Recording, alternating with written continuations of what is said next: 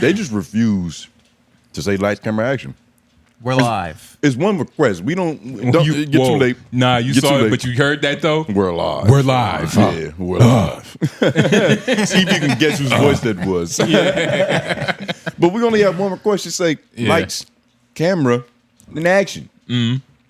Lauren refuses. This your first time at bet. I don't got no problems. And that's strike one. That's strike one.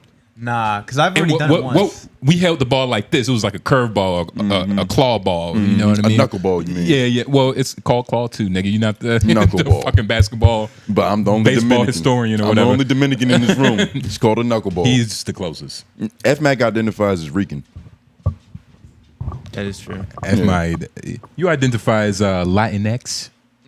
Nah, I'm just black for real. It's just black. Just black.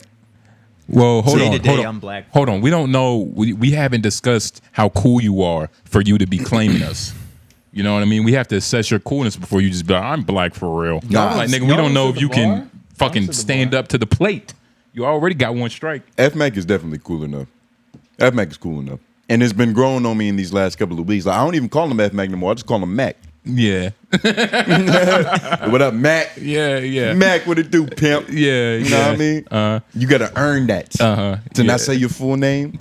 Exactly. I still call that nigga AJ the Menace.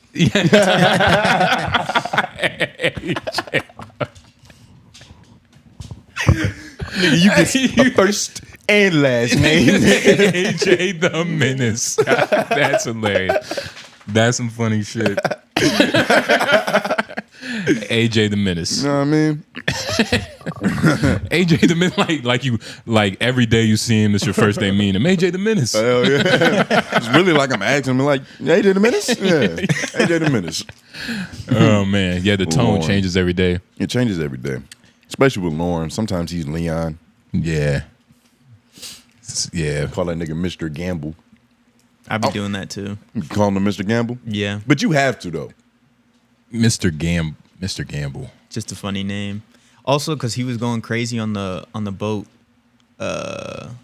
He was just going wild gambling there. Nigga was trying to make money to pay our little whatever guy who was taking care of our rooms. And Lauren is the worst kind of guy. He was hustling for the poor? Yeah, he was. This nigga ain't never gonna make it with that attitude. I don't ever want to be around Lauren when he's gambling because I know he's enjoying himself too much. I'm not even gonna recognize who he is anymore because he's gonna get into the character. Yeah. I'm gonna call him Lauren Gambino. Yeah, yeah. He gonna start talking like a Chicago drug lord. But blowing these, baby. Yeah. Sevens. You can start talking like Frank Sinatra and shit. Have you ever really gambled? Nah. You never like shot no dice or nothing? That's not really gambling. Well, I mean, that's why I went from really gambling to shooting dice. Let's go through the rankings. Nigga. Yeah, I mean, yeah, I you shot play bingo? dice. Yes. Goldfish, you know what I'm saying? Shit like that. You could bet money on anything. Yeah.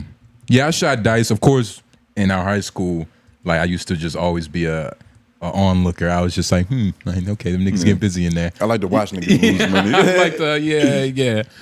It's just, it's a wonderful sight. You get what I mean? Yeah, I don't know. Especially as somebody who views things from a third person's perspective. You know what I'm saying? I was thinking, though, we had like a lot of stupid friends. And I knew they was dumb back then, but like seeing them niggas posting on Instagram and shit, it's one nigga in particular. I don't even know what the fuck he be saying. Bro, and it's crazy, right? Like, I remember it happened like 2 weeks ago where it was just like, nigga, 10 an hour. You know what I mean? It was just back to back to back. He was just posting niggas' messages, posting screenshots. Fuck you, nigga. You soft. You know what I mean? Your hair nappy is dry. You need some oil. But he wasn't even saying it that articulate. Yeah, yeah. Like he was speaking in some different language. Yeah. I was like, dude, like, is this only something that bitches understand? Maybe I'm just not that real of a nigga. And, you know, to make this a broader conversation, to not just, you know, shit on the nigga because he's obviously going through something. You know, like looking back. African, right? Yeah. Make sure we're talking about saying, okay. Looking back, I saw like glimpses of like, like that's strange. Like that changes where you're going to be in life. You know what I mean? In my head, like once I see you do something, it's like like that changes your path. You just opened up another branch in my mind for where your life is gonna be. But I never thought it was gonna be that way. Did you have high hopes before? It's not that I had high hopes, but I never thought of like my homies being like anything other than, you know, successful, living lavish and shit. Yeah. Like shout out to Jay Banks. He actually just dropped a tape. I should have had it pulled up because he's a homie, and we'll pull it up a little bit later. He actually gets 2 congratulations because he dropped the tape, and a little while ago he dropped the baby. A seed, yeah. I'm about to say, yeah, he sprouted a seed. So shout out that good brother.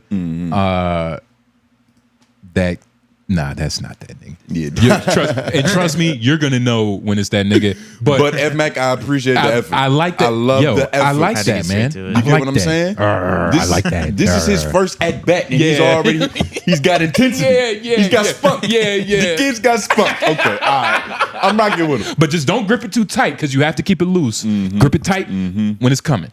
But regardless, shout out to Jay Banks. But that's the type of nigga that, like, you know, he makes me look at my life like, oh shit, I thought I was doing good. Yeah. You know, Skyrise apartment. Yeah, you feel me? And it's like, you know, we got chairs and shit. You know what I mean? Like, I'm pretty sure he couldn't do this. Yeah, if he wanted. I got this on you, nigga. Exactly, but that's the lifestyle that I thought a lot of my homies should be living because we all need to be eating because that's just some cool shit. That's some fly shit. It's corny, but it's true. It's always better if we can be on the yacht, with the caviar, cousin nigga handsome and wealthy in the background. You know what I mean? Reminiscent. That's how life is supposed to go. But you know, I'm not even gonna know how to talk to the nigga because he's speaking a different language. Yeah, like we can't do this, but I almost want to read just something that he says so people could really understand it. Like he's speaking in a coded language. He doesn't use certain words in his sentence structure that don't get used. Like there's no to or you. Yeah. So he's allergic to vowels. And when you're allergic to vowels, it's very hard to speak because most languages, most of the human diction, other synonyms for those words, verbiage and shit, it has a lot of vowels. Take a sip. Take a sip of that Celsius, nigga. You starting to sound like the homies. You starting to sound like our old squad, nigga. But he not only is he allergic to vowels, I think he's scared of like hard syllables. Like it's certain shit in the way he be typing. So put it like this, man. He only likes 𝙿𝙾𝚃. That's what we're trying to say. He only likes bow, boom, tam, blah, he. He's African, so who, he. You know, African sounds. literally. African punch sounds. So, but I never thought that he would end up going that route. Now, it's like I don't want to like, I don't know who watches us, and I don't want to like, you know, I don't want to do it either. But I'm on it. I'm looking for something that he's typed because this is important. Put it like this, man.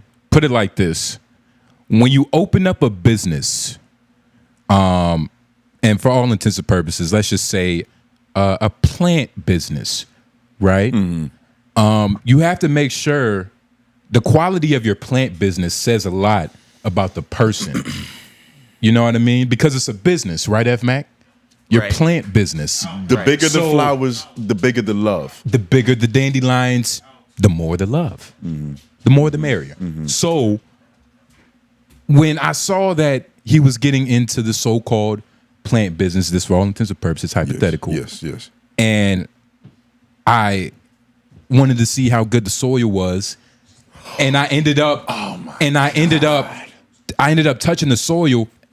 I'm like, okay, there's some pretty good soil, and plus you the homie, so I know it got to be true. You know what I mean? It can't be that GMO soil that other countries have. You know what I mean? You the homie. You from the soil. You from Africa. You are the soil. So I bought the soil. I took it back. I did what I do. I planted my oats. you know what I mean, in my pot. And let's just say nothing grew. You know what I'm saying? It was ass. Let's just say his drugs suck. I hit him up too because I needed some drugs. We can't just say that. And what was so cool was that like I got to meet him in my old neighborhood, so I was like, I know where everything is. Like, you meet me by the pool, nigga, bet. Pool 1 or pool 2? Yeah. Pool 2. All right, I'm in there. I pull up, yo, what it do, nigga? It's been a minute. How you been? Smiles, right? Yeah, smiles. Smiles. And, Yeah. So I'm like, all right, no doubt, nigga.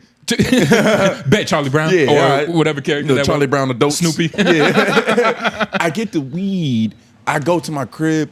It's nothing. I open it and I'm immediately disappointed because I see hair. I saw hair before I saw weed. Which, all right, AJ, hair and weed, that happens, but That'd be a does blessing that doesn't hair in weed, like hair in the pack? Does that usually happen at the source or like the second nigga? You know, that's usually the second. So It's off the brick. It's off the main brick. Okay. So it was definitely him. It's him. I've never had hair, none of my brothers. Well, you don't have hair on none of your you head, better nigga. Well, I'm talking about from what I bought. Oh yeah, okay. Okay, yeah. Because that's bad. That's a bad operation. That's what we're talking about. That's nasty. It's just like, why don't you have a hair dam? Yeah, come on now. But it's also talking about business and quality of your work and, you know, how you want to be presented. Our friend obviously didn't care about any of that shit. But I remember that was one of the most angriest purchases that I've ever made. Like, I think I called you. Was like, yo, you have to come smoke this. Yeah. Just to see if I'm bugging. Yeah. I'm like, this is our friend. You know what I mean? We have a long history. We've been to war together. You want to know, I've had, right? I've had a homie. He was scamming or whatever, right? He was scamming, right? I swiped up, right? Because I'm trying to, you know, get on the end though. Yeah. Right? But when I swiped up, I guess how I came at it, he assumed that I was trying to get got. But he's such a real nigga that he was like, bro, I can't even do you like that. But he didn't know I wasn't trying to get got. I was trying to get on the end. You're trying to be in his position. You get what I'm saying? Yeah, big but homie. he's such a real nigga that he let me know, bro, I can't even do you like that. The conversation continued, but just to connect, like it's different people in this world that life is gonna give you. There's a couple of them because I had that same experience, but my homie got me. He ain't give a fuck. Because he was doing it, and I was like, yo, man, let me get in on this shit. This is where I really learned what the process is. Yeah. And so I was like, okay, it's a scam. Yeah. They call it that for a reason. Yeah. Like, it's hiding in plain sight. Yeah. So he was like, man, we're going to go to your Wells Fargo. He was like, I promise you this shit going to be smooth, nigga. It's going to be woo doo woo doo woo. So I'm like, all right, bet. Gave him the account information and all that shit. Wait, am I giving too much information right now? Should I stop talking? I mean, nah, it's funny. It's funny. But it's You funny, don't have but to it might say- be federal, nigga. You don't have to say your account information. Wait, did it work? Wait, everybody got scammed. It just worked. It just didn't work for me. Everybody got it. And I think I know who you talk about. Bro, too. you know what I'm talking about. Now I'm worried about Uncle Sam watching my shit, nigga. Man, we telling stories, man. This is comedy. We're telling stories. It's comedy. This is actually satirical. Exactly. But long story short, Yeah. he ran up in my shit, and like I never reaped any benefits. All I got was 1,000 letters.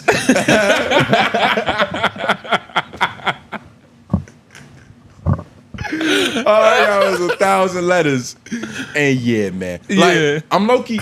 Should I have told that story, Mac? That's why we need Lauren. Lauren has experience and guidance. I mean, I got scammed though. yeah, you got Nigga, scammed. you got scammed. at the I end got of the day. scammed. Nigga, You got scammed. wait, Tony. You got coerced. You was a victim. Yeah, you were a victim. He told me it was legal. Exactly. He told me it was a perfectly pristine process and that I would just reap the benefits in the end with him. Man, I got victimized. he told you he had NBA basketballs in the back of his car. You just had to, you know, do a favor for him. Literally. But the shit was fucked up, man. And, I guess he's still my homie to this day. You owe me money, nigga. You owe me money, nigga. I had to switch banks because of you. That's why you switched. Oh my god. That shit was fucked up. Shit was fucked up, man. But yeah. But and you know, that's a completely different homie. He's a good brother. He's a good brother. Regardless of that story, might despise what y'all think. But nah, man, the guy who we was talking about, another good brother, man, I just never knew. Comment down below if y'all got some homies like that. But you're also saying that like you had high expectations for him. I said, look, man, you know, when you're in high school, there's you're still in the program. Yeah. Right? Yeah. You're still in the program of life. You go to school, you might bully some kids. You laugh with the homies on the bus, in the back of the bus. But for the most part, you're on a square trajectory. Trajectory. You might, in the middle of school, in the middle of that life, you might see some titties, prom, and then college. And that's like the programming. Yeah. Right? Yeah. And so once you kind of like step out of that, and it's like, all right, it's like all of this is kind of like a program. You can really do what you want. You still want high hopes for the homies, especially if they're still in the so-called program at that time. In the you get program, what I mean? Yeah, yeah. So when it doesn't happen, not how I thought, but it's just like, life takes a turn. Life takes a turn, and like this shit. And the crazy thing is like there's another 10 years. Like shit can completely flip around. We got to do another update at like 30, 35. Yeah. But he might be completely on his pivot. The homie definitely going through something, and it's drugs. It's drugs. And I have it. And when I was tapping through it, I had no inclination to swiping up, because like he's the homie, but like he not you. You know what I'm saying? Yeah, for sure. Yeah. I'm not like, I don't feel fucked up saying that. Like he was the homie, but in the midst of the circle, there was other circles, right? That's just how friend groups work. And that's just how, and you gravitate towards niggas that you are around, regardless of situations or just personalities. Yeah, right. Yeah. And so, and that's another thing. That's why it was just a loose, prayer for the nigga, like high hopes for the nigga, just a loose high hopes. But I had no inclination like swiping up, be like, yo, you good, bro? Like, what you want? And I think, I didn't even think about and it. I don't even think, like, that's not even my place. Like, I haven't even spoken to the nigga. You know what I'm saying? Just on some regular shit, like nice shoes. On some regular, like, yo, what's good? You in town? Nah. Yeah. And because the nigga had already got me with the bad business. So I'm like, man, you can't be trusted, it's nigga. Kind of over with now. You looked in my eyes, you shook my hand, you took my money, and said, "Be safe." Yeah. Like, nigga, fuck you, nigga. Be safe with this. Be safe with what? I'ma definitely be safe with this. I'm sober with this glassy weed. Yeah, nigga. This shit is a hazard. Like, come on, man. It's more fucking hair in this shit than anything. And that can't be good for your brain. Can't be good. But seedy ass fucking. Come on, man. I could literally grow my own plant of so many seeds. I was like, nah, I might as well just fuck the smoking this shit. I might as well just replant it. Yeah, and it's just crazy, but overall, that nigga be all right. Yeah. He'll be all right. It's just the drugs, man. It's a lot of people on drugs. And when we say drugs, we use that, it's loose terminology. Yeah. When we're referring to ourselves, it's marijuana. Yeah. Obviously. Yeah. But with some of the homies, it's really, it might not even be drugs, it's pharmaceuticals. Exactly. Which is, is his own dilemma. Yeah. You got to digress, because I don't know how to help a nigga on pills.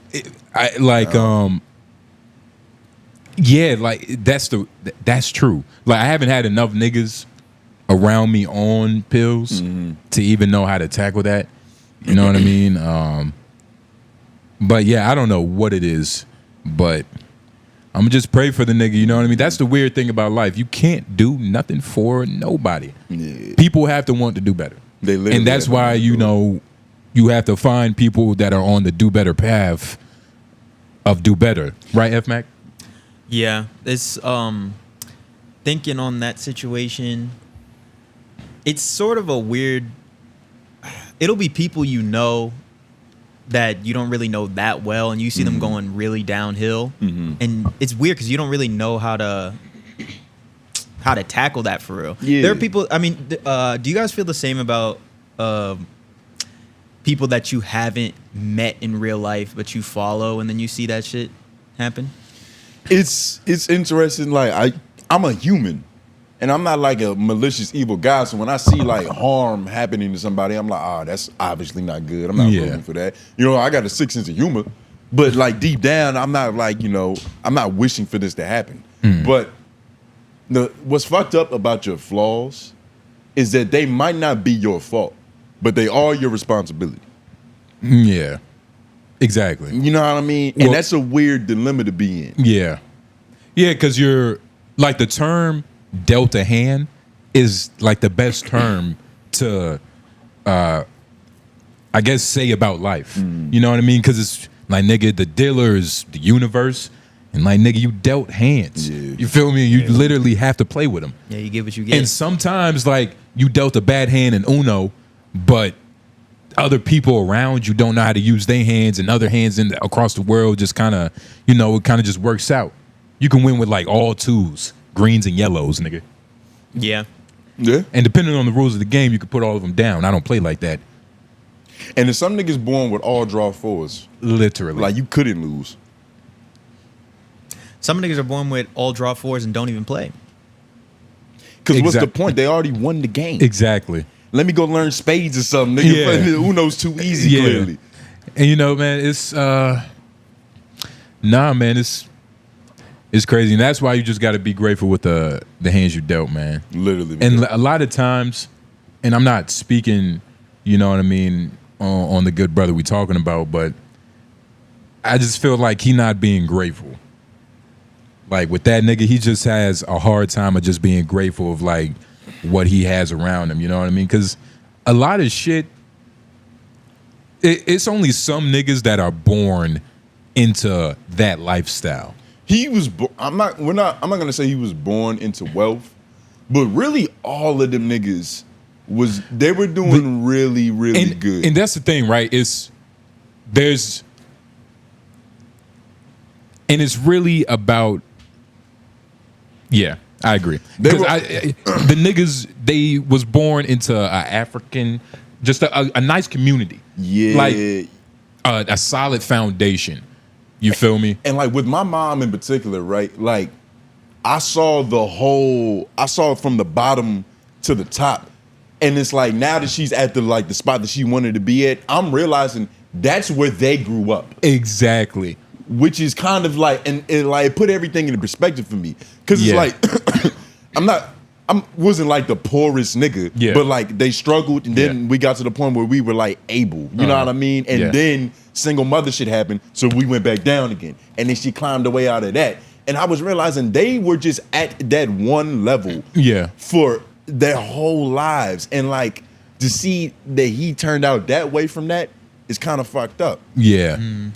Cause and like just going back to what I said, I just think it's about like, man, niggas don't be grateful. You feel me? Like, it's a certain level of humbleness that, like, is humbleness and being grateful the same thing? Being humble is more so. I feel like humble, it's like gratefulness is inside of humbleness. The kindest people usually have both, but like to be humble, you don't. I guess you had to be grateful. I think being grateful is a precursor for being humble because that's what allows it to settle in. But being humble means that you have a lot, but you don't act that way. I know that's like the simplest way of breaking it down. But like Michael Jordan walking through here and acting like he's not the most important person in this room. Yeah. Nigga introducing himself like, I'm Michael Jordan. Like, what's your name? Nice to meet. Like that type of humility in just social interactions. But being grateful, that's just like appreciative. You know what I mean? You're not grateful wanting for little things, not really humble. Yeah, like you're not longing for anything. You appreciate what is here. Humble and humility are closer than grateful or gratitude and humbleness. Yeah, gratitude. Yeah. And This brother likes both. it's an important part of life. You know what I mean? And that's the thing. All you need is a little bit. Like a little bit is a lot. A little bit goes a long way for anything. Yeah. But yeah, man, it's sad to see like this good brother, you know, like they grew up in a good family. Like he probably never saw his mom do nothing illegal. Really illegal. You get what I'm saying? The worst he probably saw was his dads or the wives. And that's honestly, And how, you know what I mean? and Like, how as a perspective. as a little As perspective. a little kid, tomato. Exactly. You know, you'll probably look at that, not saying he did look at it this way, but you'll probably look at that like, oh shit, like dad really holding the house down. You I know got what to mean? get my shit together I gotta get my shit so together. I can have a household this stable. Exactly. Stable. Exactly. You know what I mean? And so nah, man, it's It's an interesting dilemma, but I don't know. It's But interesting. and at the same time, the reason, like, because at first I was starting to feel bad about what I was saying, but then like everything got put back into context because another homie, funny nigga, same situation. yeah. He's doing he's on a. I feel like he's gonna be our Elon Musk. Yeah. You know what I mean? Yeah, Like, like our That nigga's gonna go on to do greatness. Yeah, exactly. And so like nah, man, it's He'll probably cure something. and at the beginning, like, yeah. He's going to cure something, or at least start the foundation Yeah. that does the research. He's probably going to create the perfect material for like house building for Africans. You know what I mean? Like something that's as heavy as brick, but as light as like cotton. You know what I mean? And it's weird. I don't know. You might be more ambitious. He might solve the renewable energy fucking Yeah. problem. Whatever they're fighting about. Yeah, nah. Yeah, nah. This nigga, he a cool guy. Yeah. But yeah, nah. And not saying nobody has the same life, but kind of had the same trajectory. You know what I'm saying? In terms of you know what they were both on. But hey, man, you know.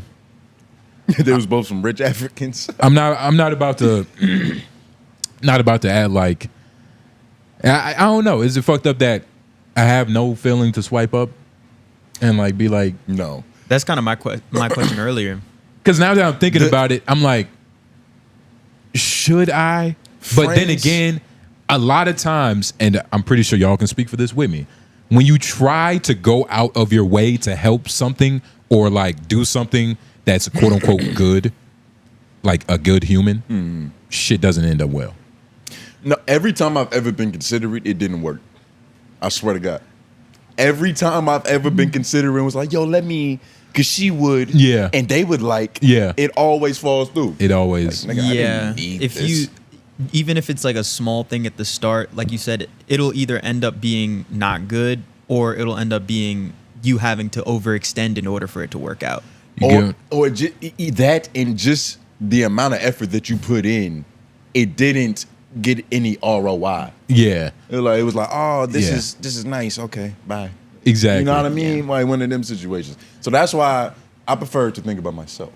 Yeah, nah. Especially, man, when you're talking about like men, man, it's nothing you can do for niggas, man. And I'm saying niggas, but you know, also for all races, my sheiks, my Big boos? my Igbos, The bows, excuse me. what Hispanics call them, say my Latinxes and whatnot, for everybody. It's nothing you could do for anybody, especially with, you know, men that are developing brains. There's a certain emotional detachment that happens too. When you haven't spoken or seen somebody in a while, and it all depends on how strong, like, whatever connection there was to begin with. Yeah. Like, that'll determine things, because it's like, I guess you could say there's a ranking system. In order of all of our past homies, if they got real strung out on drugs, like, who would I hit up immediately? You know what I mean? Like, and Yeah. there's nothing you can do about that, because it's a natural thing. Like, you can only have so many people that you, like, truly care about. Yeah. And a lot of homies are just homies because of proxy. Yeah. And you don't realize that until you're older. Exactly. But like when you just running around and shit, like Tax Stone, he said it best. He was like, nigga, y'all were cool because your moms was neighbors. Yeah. Yeah, like it's not like y'all was especially when you're young, you know what I mean? Like it's literally just situational. Yeah. You're a lot more accepting of everything when you're a kid. Because first of all, unless you're just like an introvert, some iconic figure when you're in your childhood to where you only need validation from yourself and like you just go on to be great. A theater kid, basically. Shout out to all the Gary V's. Yeah. But if you're a regular kid, you aren't going into the world like, what can this do for me? It's more like what do I gotta change about me to like be able to fit properly in this place? So it's like the nigga that seemed cool down the street, it don't matter. That's all it takes. Yeah. Now let me be cool with him. If we're cool, he probably think I'm cool. So the feeling of cool that I think I am is validated. It's coolness going around. And you know what I mean? It's a cool Kool-Aid. And then that shit just compounds and overlaps because they know niggas and they know niggas. And especially if you're playing basketball, like nigga, there's probably 1,000 people that call themselves my friend.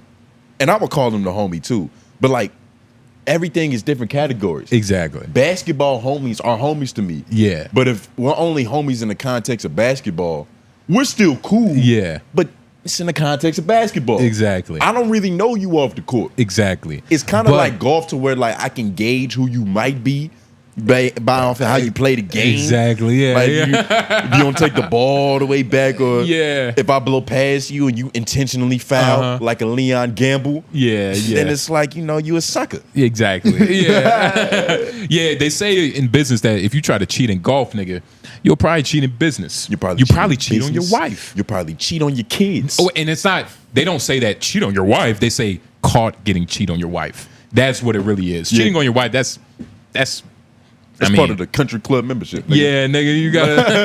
They got bitches in the bathroom. All right, show your screenshot, sir.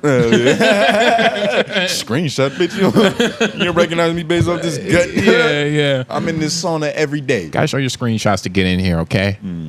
At least 5 bitches. But, yeah, man. What FMAC was working at the club sauna, nigga. You did your FMAC voice. Yeah. It's me. It's getting better. No, it's not, FMAC. Yes, it is. It man. is not getting better. That one was less nasally than It's usual. getting better. But you gotta understand, like less nasally, like it takes more than that. And don't lie. I'm also not practicing his voice every day. That would be strange. That would be strange. It would be strange. I just come in here one week and it's like, whoa, this nigga just It would be strange if you took your craft seriously. evolved. Practicing his voice every week? Nah, that can't be. To me, that can't be my craft. Practicing this nigga voice. I need to be focused on my Jason Statham. You ain't been focused on that either. But You crazy. shout out Jason and Jason. shout out all shout out both the Jasons. J's. But Yeah, I was man. thinking this week. About what? Because I had got cut off by this old dude in traffic. Yeah. And I was like, man, he doesn't have the right to do that anymore. When you get to a certain age, you lose the right to be a dickhead because you can no longer defend that right. Well, Old people walk around, not all of them, let me not generalize. yeah. The worst kind of old people, the curmudgeons, they walk around with the same arrogance that geese. You know what I mean? Yeah. A geese would just walk out in the middle of traffic like, nigga, do something. I know you're not, but do something. Well, and I wouldn't even say that. Like gooses are actually very aware. They're it's very situational. I've never been in a situation where like, God damn, these geese are acting like a nigga not here. They usually start to flapping like, you're like, all right, Joe, shit, these cars. Word. Nah, nigga, I probably lived in like more countryer places maybe, but I've seen some geese that were just like, nigga, I think Ellen DeGeneres is a nicer person than this motherfucker. Word? Yeah. Low-key. Nah, some of them are assholes. Geese suck. Genuinely assholes. Yeah. If we had to rank animals in terms of like kindness, they had to be. Geese, wait, first of all, geese aren't assholes. They're assholes. They can be assholes. You could have a pet goose. You can't have pet geeses because that would be like fucking ate fucking birds. Mac, can you Google goose? Because I don't even think he knows what bird he's talking about. You know what bird? Yeah. A goose is a geese. Geeses are like geeses are the plural of goose. Yeah. These niggas suck. But when you These say niggas geeses, you're talking about a suck. pride of gooses. These I guys think so. suck. You just confused me. But yeah, nah, these are the worst. The arrogance level, the level of arrogance. There's no humility. Man, these niggas cool, man. Can they even fly that high? Yeah. They can They fly can't high. fly. Whoa, what's high? Well, I mean, if you have to ask, then you know what I mean. You pretty much answered. Well, high is they can fly a little bit above a light bulb. But they have the arrogance of a bald eagle. It looks like they getting around. That weak ass formation, nigga. Nigga, that formation, hey, That nigga, that's formation ain't solid, that nigga. formation solid. than Look the at that motherfucker. shit. The leader in the front, man. Come on, man. I've Fucking, seen- you look up, you think, oh my, the aliens are coming. The aliens are coming. Nigga, I've seen- that shit look dangerous. I've seen toddlers draw straighter lines than this. This is ass. That's 2024 geese. There you go. And see, this is the latest version. This is the most updated. Well, it's a lot of things to talk about. Global warming and shit. It could be slowing them down, but all the methane gas and whatnot. Just in general, old people should be the kindest people. I don't think old people. Yes, I get what you mean, but like the way life is set up now, you don't have to be kind. You just have to follow the law, right? And the law has no emotion. You get what I mean? Like the law is, if you ball your fist up and yell at me right now, that's assault.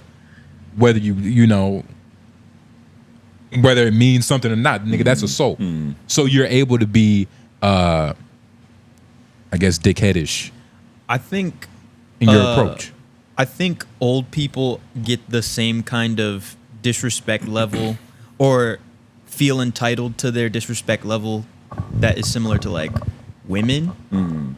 And how like women don't really have a thing where it's like there's not violence coming my way, so I can act however I want. It's whatever.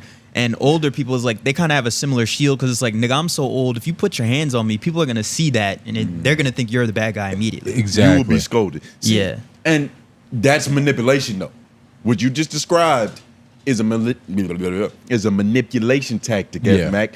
Because the thing is, they know the leverage that they hold. Yeah. Being in a weaker position, they're using that to take steroids. They're using that to force you to treat them better, to treat them, you know, better than they treat themselves. Because if they treated themselves better, they would move with a different cadence in life. You know what I mean? They wouldn't move like you had to respect them. I hate people like that. Yeah. Like, nigga, don't talk to me like you're doing me a favor.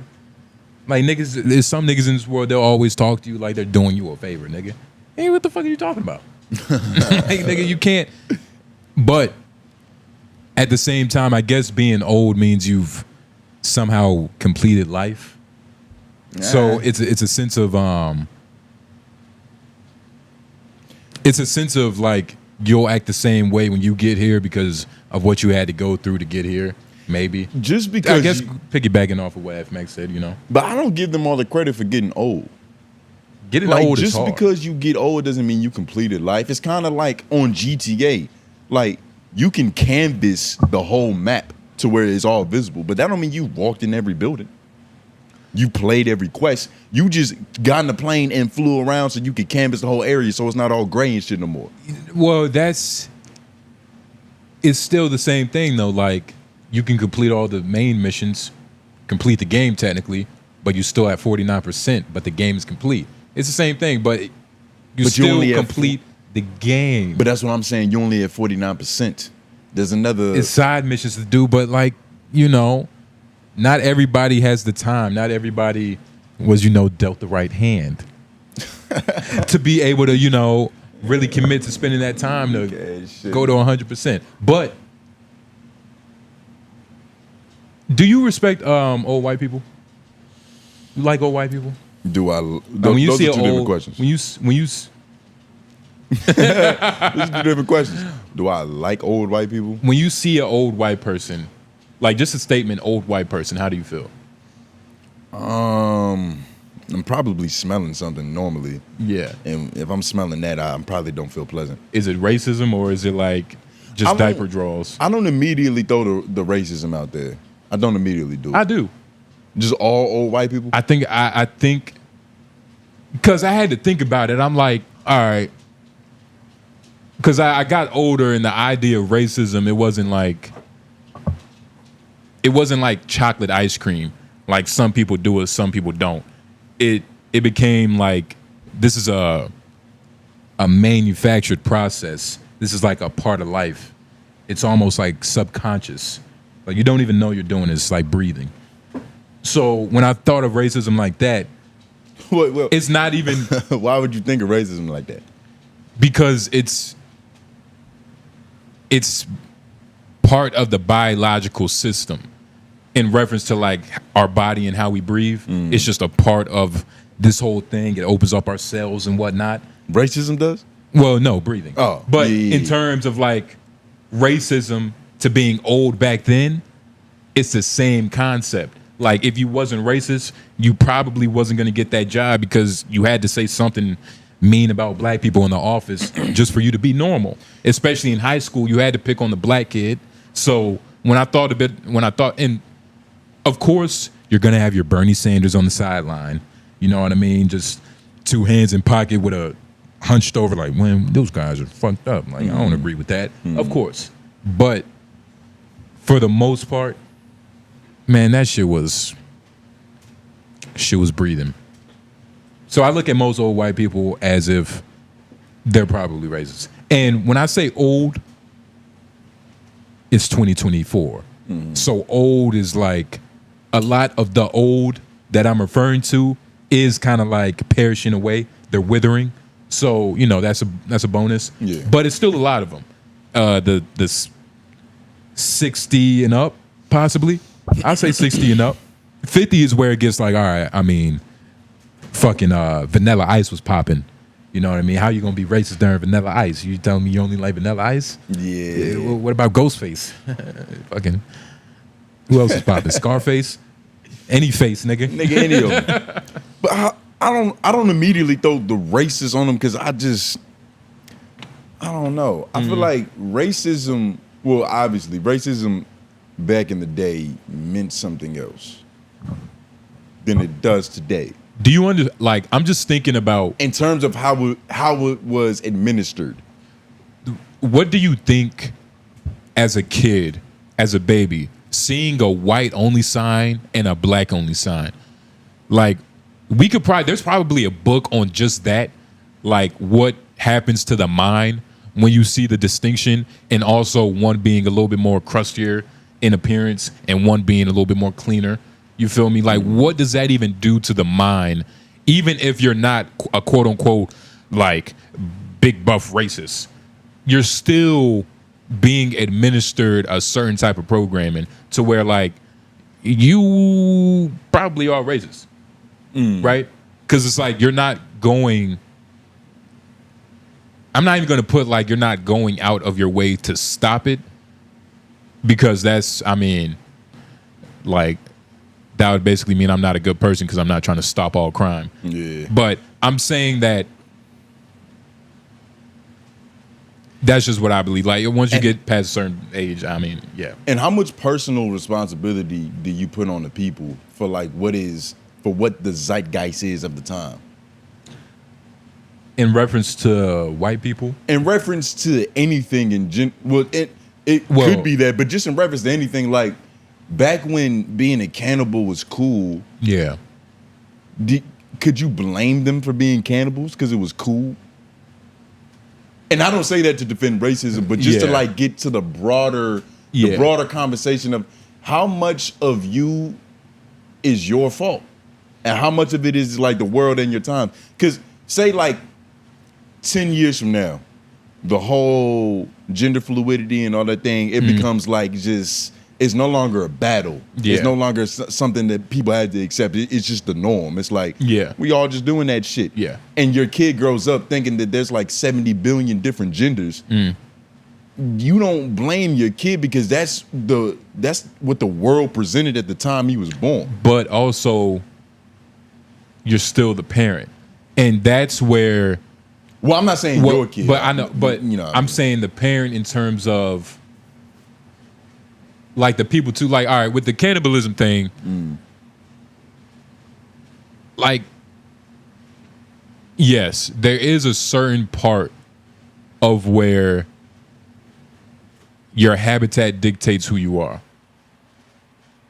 But when there's other things surrounding that habitat that shows you otherwise, or, you know, in this case, shows you that black people aren't like scary ooga booga monsters that, you know, hang white bitches from the fucking tall buildings and shit. Yeah. In that case, that doesn't matter. Right? But I don't know, like, it's something strange about the cannibalism to racism. Like, I can't even make that make sense, nigga. Like, when cannibalism was alive, which is worse. Cannibalism is still alive, and guess what? But it's not thriving. But what do you mean it's not thriving? They dropped a whole TV series about it, Dexter. Shout out to Dexter. That's fictional. I'm talking about real live cannibalism. What was Jeffrey Dahmer? That was illegal. And that wasn't thriving. That was one nigga. He liked gay meat. He liked gay dark meat. It tantalized him. Yeah, he did. Yeah. I don't even. There are some tribes out there that probably do that shit still. Oh, no, for sure. And the Aborigines and all of that. But I don't even think that Jeffrey Dahmer, I don't think he really was doing it for sustenance, though. He just wanted to taste the black man. Well, he thought. Fully. Yes, in all essence. In all capacity. First he tasted down to the gristle. Wow, that's crazy. Wow, so dessert came first. That's funny. That's a weird way to. They play by their own rules. They play by their own rules. But nah.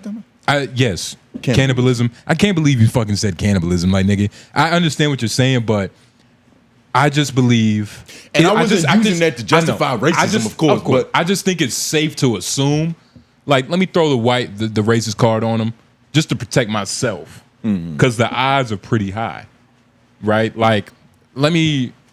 Do you think you're racist? Is there?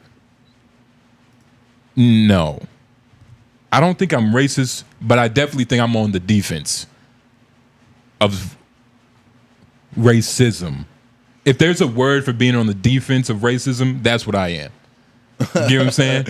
The defense of racism. I'm on the defense. I think that's traumatized. Or nationalism. I think that's what that is. Nah, that's for your country, but This one for your race. FMAC has the definition of racism, and I don't know why I can't speak. Yo, wait, hold on. 5 seconds. What We the need fuck was that? We need 5 seconds. We need just 5, because I don't know what you said. Nigga drinking Red Bull. It's like the words melted as it was coming out of my brain. It was like that, Nigga. and slowly what I meant started to not mean anything. Nigga, your tongue fell asleep, nigga. Characterized by or showing prejudice, discrimination, or antagonism against a person or people on the basis of their membership in a particular racial or ethnic group. Is that you? Do you feel like you fit these qualifications? No. But a lot of people who I, listen to probably do, like Tariq Nasheed. For those of you who don't know who Tariq Nasheed is, he's he's Black excellence. Yes, he's Black excellence. But if you go to his Twitter, it's like, bruh, it's literally Indian hate. Like, if you wanted to look up the definition of Indian hate, just go to Tariq Nasheed's Twitter page. What, like Punjabi? It's or yes. Native American? Okay. No, not the foundational. We're talking about the Indians. What does he have against the Indians? I have no idea, but it's basically he'll either make them or one of his lieutenants, his black lieutenants, make these AI like movies where it's Indian people dancing, and it'll be like a green like thing coming from their armpits, and it'll just be like a scent. Yeah, and then their teeth will be fucked up, and it's all AI. So it's like they look like monsters, and the boogeyman is changing, and it's just And they looks got stinky. 9 arms like the Hindu. Yeah. One has an axe, and the other one has like some dirt. But the Indians do something specifically to black people? Because that's the only thing I can see Tariq Nasheed taking aim at them for. yeah, you might have to just really scroll, but you'll see it. You'll see it. It's Indian hate. It's hard. I mean, to I miss. saw a little bit of something in there so far. Okay. Oh, what's that? None specific. I just. Oh wait, something you saw? Oh no, that's not. Yeah. Just we'll find it. And shout out to all the Indians. You know what I mean? We're not like picking on y'all right now. We're actually we don't really talk about y'all often, so I guess this is good. But a lot of So people, I guess this is a lot good. of people who I follow and I find funny or entertaining are, I guess you could call them racist to a certain extent. Racists are, well, yeah, okay. Yeah. You know, Some of the funniest characters, they tend to think in black and white. Eddie Griffin, Cat Williams. And I think it's just the shockingness of having such a strong conviction that makes you laugh. Yes. You know what I mean? It's about being them. It's about being specific. Oh, Mac Is this kinda found what you mean? oh man, let's play it. Let's start it over. The people can see this, right? Yeah. Okay, perfect. Punjabi passion.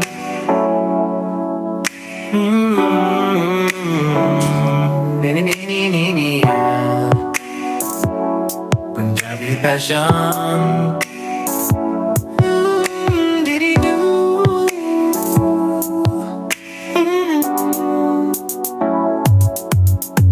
I saw her at the market by the masala stand. She was picking out some spices with a tender hand. I whispered, sweet hello. I don't know if she Oh, would it's also about listen. commodities. Come over to my place so we can eat some butter chicken. I wanna let you know you're a hot, spicy mommy. You are looking good like a hot plate of biryani. We can take our time. We are not in a hurry. Our love making's gonna That's be common. hot and That's spicy common. like Yeah, curry. Punjabi passion. That's Vivek. That's I'll Vivian. make you holler for masala. That's him too, right? Yeah. Ooh-wee. Punjabi passion, rolling through the streets of Mumbai. Punjabi I'm passion, your only nigga. guy, yeah. Riding on a rickshaw, I wanna hold you closer. We can stop here on the corner and eat us some samosas. We can ride around the city, go past the Taj Mahal. But when I get you to my crib, you gotta drop them drawers. You're the only woman I want. Yeah. You're This is the pretty only intense. woman I see. Because we gonna listen to those. This is fire. This is all. I think I'm ready for Kamala Walls 2024. Nigga. I'm ready for some Punjabi passion, Hell nigga. yeah. Harrison Shit. Walls 2024. Yeah. Hell yeah, nigga. All hairy bitches, let them in. But They make looking fat look like you're rich. yes, You know what I mean? Like, well, they come from like Africa and India. They're one of the oldest nations where like being fat means Means you wealth survive. because you can't like other people have to do shit for you. or Like that you'll get and- tired fast carrying shit on your head. and you just have so many resources you can afford to get that big. Yeah. Well, actually, being fat would help with carrying shit on your head because your neck muscles, but But your stamina though. the stamina, The stamina. and You the got a long nice- distance walking. You got a nice base Yeah. to support mass, yeah, but nothing to move. But now, if you work out that mass, you could be like a Charles Barkley. Mm-hmm. You know what I mean? There's only one of those. Yeah, Maybe two. yeah. Eggman, the Sonic villain. He's another one. I didn't fuck with Sonic growing up. He's got no neck though. Is that the nigga with the mustache? Yeah. yeah, look up Okay. Eggman.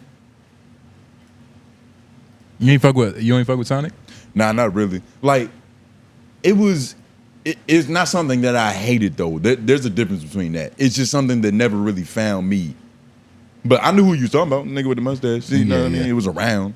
I was just saying, but Like, nigga, if I went to McDonald's and got a Sonic the Hedgehog toy and I could just drag it back and have that shit fly, I was cool. Like, it's Yeah. perfect. But I don't gotta watch the movie. you don't gotta watch the movie. Yeah. That's him. Nah, and Jim Carrey apparently he played a good Eggman. I still haven't watched the Sonic movie. Me I don't neither. think Jim Carrey can do anything bad. I don't think Jim Carrey is capable of flopping. Is that true? Name a flop that Jim Carrey's had. That's what I'm trying to think of right now. I don't think Jim Carrey's missed. Yeah, Jim Carrey he's had a phenomenal career. Being 1/4 He of was- the same person every time. I was about to say he was blessed by Black Hollywood, which is a bonus. Yeah, he You was know what I'm in saying? Living Color, right? Exactly. Oh yeah, he was. This nigga had He was. Yeah. he was he was was in Batman. Kick-Ass. Yeah, that was crazy. That yeah. was That's part fucking two. insane. Yeah. That was actually kind of fucking insane. Yo, I was watching Zombieland the other day. That one I was haven't good. seen that movie. I've seen that movie one time. Word. Back when it first came out. And like I knew it was a cult classic. I was always like, I gotta watch it again because I know I've seen it. But I was like, yo, this is actually pretty fucking Hard. good. This is pretty fucking Hard, good. nigga. Yeah. Yeah. I don't like watching that shit when I'm eating though. I gotta finish eating first. You that type of nigga? I gotta finish eating first. I don't mind the zombies, but it's if niggas their zombies were throwing up out of their mouths throughout the movie. I was like, man, I ain't fucking eating this spaghetti, nigga. This shit Did y'all look fuck crazy. with the second one? I never even watched it. I didn't watch it either, so Yeah, nah, I've never seen it. But is it the same cast and crew? pretty much, yeah. So it's got to be phenomenal. It kind of reminds me of that Dead Rising game a little bit, for some reason. Something about it, Yeah. like how they'll just be battling in some random like fucking closed down mall or something. Yeah, and a fucking Yeah, everybody returned for the second one. Yeah, nah, Zombieland is hard. It's like you'll fuck around. It's like a parody movie that's not a parody movie. Like Yeah. you don't know if you're just gonna see Tyler Perry with a Tooth Fairy outfit with an AK-47 just finna pop out, start shooting zombies and shit. Yeah, it's a satirical zombie movie because like, and this came out in that time period where like guideline movies were a thing, like How to Survive This. Yeah, You know what I mean? Yeah, yeah, like 'Cause how they- to survive being in school. Because they were trying to make fun of the regular. We kept making the same movies, and they Yeah. just started making fun of the tropes in those same movies. Exactly. Like nigga always check the back seat for zombies. Like that's how niggas always die. Yeah. It's always one in the back seat. Yeah, Backseat zombies are the quietest zombies in any movie. yeah, because they be chilling. They be chilling. They just be waiting, almost like they know a nigga is gonna sit down and eventually try to drive this shit. Yeah, yeah. Those are the most stoic zombies because it takes a certain level of patience. Well, you when can't your open the brain door dead, when you're a zombie. But you got in the car. You was already in the car. Oh, when you Usually, if into you a zombie. turn into a zombie in a car, you're in the car and you turn it. Okay. But this is what I'm saying. I'm If- just imagining a zombie just getting in the backseat of a Jeep. Just Well, like, I'm hey- gonna post up here. Hey man, you gotta imagine better. It might happen to you. You gotta be thinking right. You might need to watch Zombieland a couple times, nigga. Might fuck around, and lose Nah, your you life, got the rules, nigga. man. There's only 32 rules, nigga. That's not Come on, man. double tap. Always shoot twice, nigga. Hell no. It's nothing. But yeah. How long we been recording? 57. 57. That's pretty good. You want to get him? Okay. Yeah, I'm about to say. I guess it's just what we do. Yeah. Like, Might we as made well. it to this point. 3, 2, 1. America, welcome. You're back here once again, time and time again, to enjoy another episode of LOI the Show. I'm your host, Tone Groove. J Nobles, F Mac in the building. That's me. That is him. No Gamble here today. No Lauren. No white man behind the boards. He is off.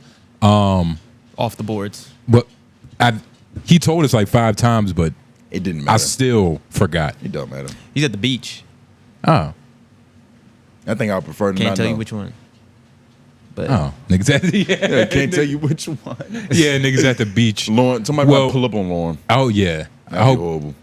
somebody's gonna pull up on Lauren next week.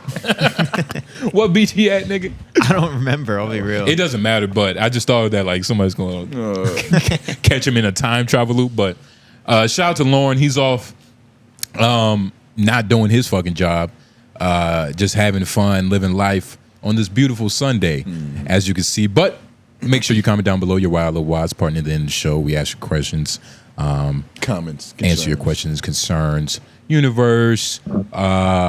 You know, how do I get out of child support? Things of that nature, right?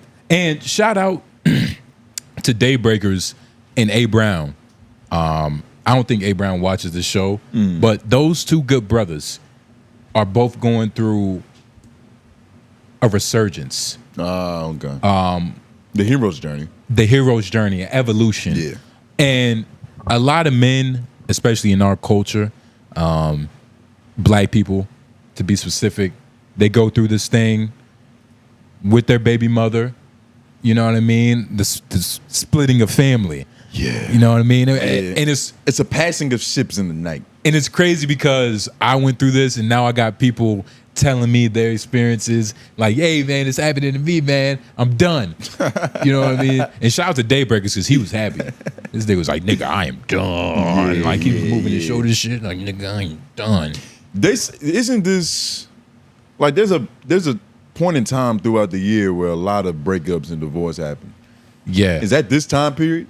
I think around gift time. It's always around gift time. That's the best time to break up. I feel like it's around the summer solstice. If I'm a break up with my girl, it's gonna be around like right before Valentine's Day. Right before? What's right before? Like days or months? It depends on how bad she's treating me. If she's treating me bad, I'm gonna do it a day before. Day before is scripted as hell. Yeah. Or you should just do a day of. I was thinking about day of so I can get my shit, but I don't know. I think day before it'll hurt more. That would be fucked up though. It's like she gives you a gift. She's like, oh my God, I was thinking about you. Or either that or her birthday. So every birthday after for the next 3 years, she's just thinking about like, oh my God. That nigga really fucked me up. Yeah. This is the day that happened. She can't even fuck on her birthday no more because she's just going through turmoil. Mm-hmm. Yeah, now that's how you ruin a life. I can't believe he did that. That's how you fuck her up for years to come. Yeah, but speaking of damage for years to come, recently, what? What? Just say your thing, nigga. All right. Speaking of damage for years to come, use your recently. voice. You didn't. Your voice. What voice was I using? Dude, speaking of damaged things and your sadness voice, use that voice. Well, this is a real sad moment, nigga. North Carolina got hit with a hurricane, nigga. You don't feel for your common man? I do feel for my common man. Niggas in Asheville was fucked up. Yeah, nah, for real. Yeah. It was kind of dangerous. And like I kept having like people hit me up like, yo, you good? I know you stay out in the Carolinas and all that. I was like, nigga, I'm in the Piedmont region. I'm straight. Yeah. Yeah. I'm straight. We nowhere near the mountains, you know what I'm saying? Yeah. We in the capital. If we was down, you would know. Mm-hmm. But Hurricane Helene? Helene. Helene, I think. Helene. Yeah. I don't respect it. Yeah, Fuck we that don't, bitch. yeah. Helene. Yeah, yeah. This bitches bring nothing but disaster. Fuck her. But Hurricane Helene, y'all already know what's going on if you have been asking. It's essentially a hurricane. It wiped out probably, I've heard loose numbers, but let's just say like all of Asheville. Like, nigga, that shit is gone. All of those small little towns, 10, 20, 30 miles away from each other, they're all gone. And a lot of the power and the roads are fucked up. So, like, niggas are low-key trapped. And it's been a lot of misconceptions. That's the craziest thing I've been seeing about this. Like, people are trying to make conspiracy theories out of this. Like, have y'all been seeing that? Nah, like, people have been saying, like, oh, there's some secret mission that the government doesn't want you to know about. They're hiding something because they won't let anybody help to go try and save people. There's been a lot of misconceptions. This one white dude, I forgot his name, but he's been on Joe Rogan. He's like a Navy SEAL. He's one of those guys. He was like, man, we got helicopters and supplies. We've been flying up every morning to try to help people, to try to save people. It's just an overall fucked up situation. But what exactly is the conspiracy? Because what I've been realizing more going forward in 2024 is that you got to believe all that shit. You do? Low key. Not really, but you have to, before you could look at them with a certain level of like, nigga, you believe that? And like, have no way. But everything has credit now. Everything has a little bit of legs. And F-Mac, you mind just typing in Hurricane Helene? Because this article is kind of old. And just for clarity, we were supposed to talk about this last week. This week, it is October 6th. So it's been a couple of new things that have came out, videos of people actually on the ground being like, yo, this is what it looks like. It's actually kind of crazy. But yeah, man, this is a bigger conversation, a way bigger conversation, because apparently, have we all heard of FEMA? Yeah. We've all heard of FEMA. Yeah, that's who helped out during the big situation that happened a couple years ago. Hurricane Katrina. Hurricane Katrina. Yeah. Right? FEMA is a organization, and this is a loose term, guys, because I don't know what I'm talking about. But it's an organization that they come to help in times of crisis, national crisis, right? Sometimes it's foreign, like, with the whole, Russia and Ukrainian thing, sending money over there. But they're an organization that helps in need. Crisis relief. Right now, there's like a lot of discourse because apparently they're out of money, right? Because a lot of the money that they should have had to spend on this was sent to, I believe, Israel. Or for what exactly? For Israel to be free once and for all. But yes, perfect, F-Mac. I love it. I love the tenacity. Hurricane Helene brings push for FEMA funding. So, yeah, this is the perfect article. Let's read those takeaways. Yeah, Hurricane Helene left a path of destruction through several states. While FEMA has the funds to address the situation, it doesn't have enough to make it through the rest of the hurricane season. Some lawmakers are ready to return to sessions to pass additional funding through House Speakers Mike Johnson, and isn't necessary, potentially setting up a funding fight in the coming weeks. I'm not gonna lie. Okay. I think kindness in this capacity is impossible. Huge acts of kindness, like, don't get me wrong, there's potential for it to be from a good place, but it for some reason, like, there's so much room for evil to happen. It's too much room for evil to happen. Yeah. Like, just the regular, like, give somebody $1 that needs $1 on the street. Yeah. The purity in that, it's hard. So what's the word that they use in business to make shit bigger? Ooh, I wish I could help You know the M word? It starts with an M. Multiply? Not multiply. Maximize. Maximize. Yes. Maybe. That might have been it. But maximize that? Yeah. Like, I feel like that's an innately... I get what you mean, because... I think it's... Don't get me wrong. I think it's possible. But with the way that society is set up today, it is... most people who are doing that aren't. And they don't have those intentions. But go ahead. And hold that thought, because, like, I get what you mean. Because kindness. When you give somebody $1, nigga, that $1 isn't $1. It's really 25 cents because of all the taxes that goes through that $1. Like, an actual $1 isn't $1. So the idea of you giving a motherfucker $1, somebody's eating off that $1. Somebody's already ate off that exchange. You know what I mean?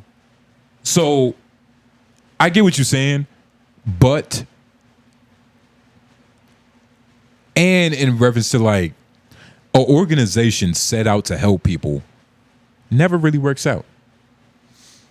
That's not always true. That's not always true. It's always going to be easily to use and to abuse and to manipulate people. And there's never been an organization, whether it's, I don't know, the government, Black Lives Matter, shit, I don't know, fucking it's probably a Facebook group that's done some harm somewhere. It's certain aspirations that I question.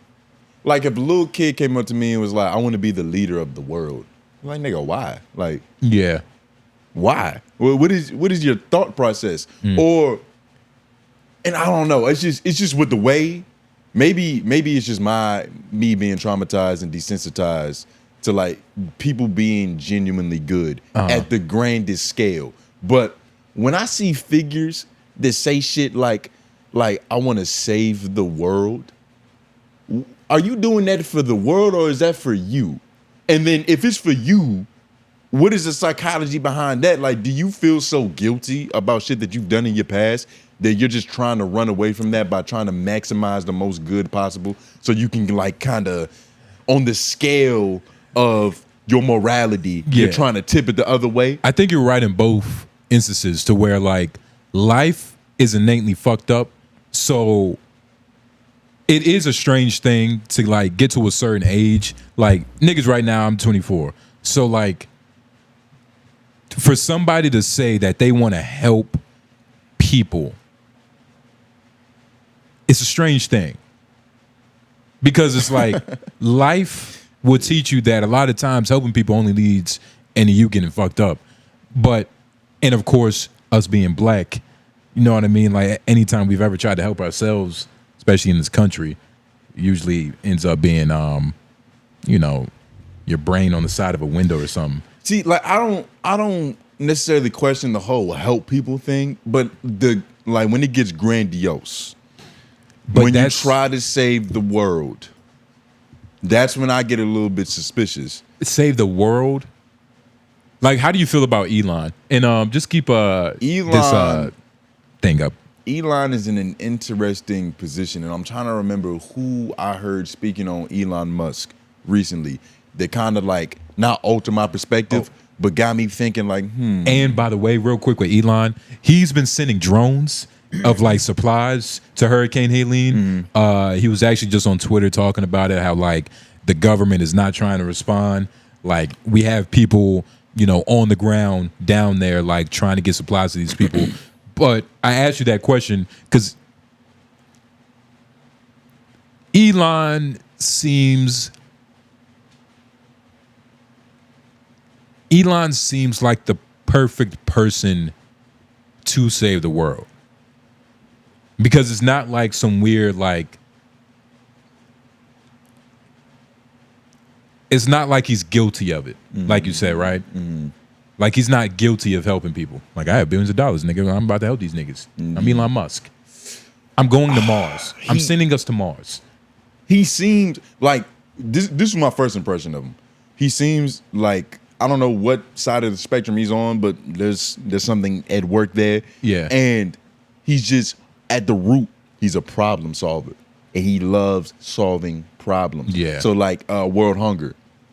Elon will put his mind to it. If that calling comes, he'll put his fucking mind to it. Exactly. So I give him credit for that. But then at the same time, you never know who anybody is. Like Mark Cuban was talking on a podcast about Elon Musk. And he was essentially saying that in their world, the CEO entrepreneur, he's the greatest of all time. He's Michael Jordan. Yeah. He's the greatest of all time.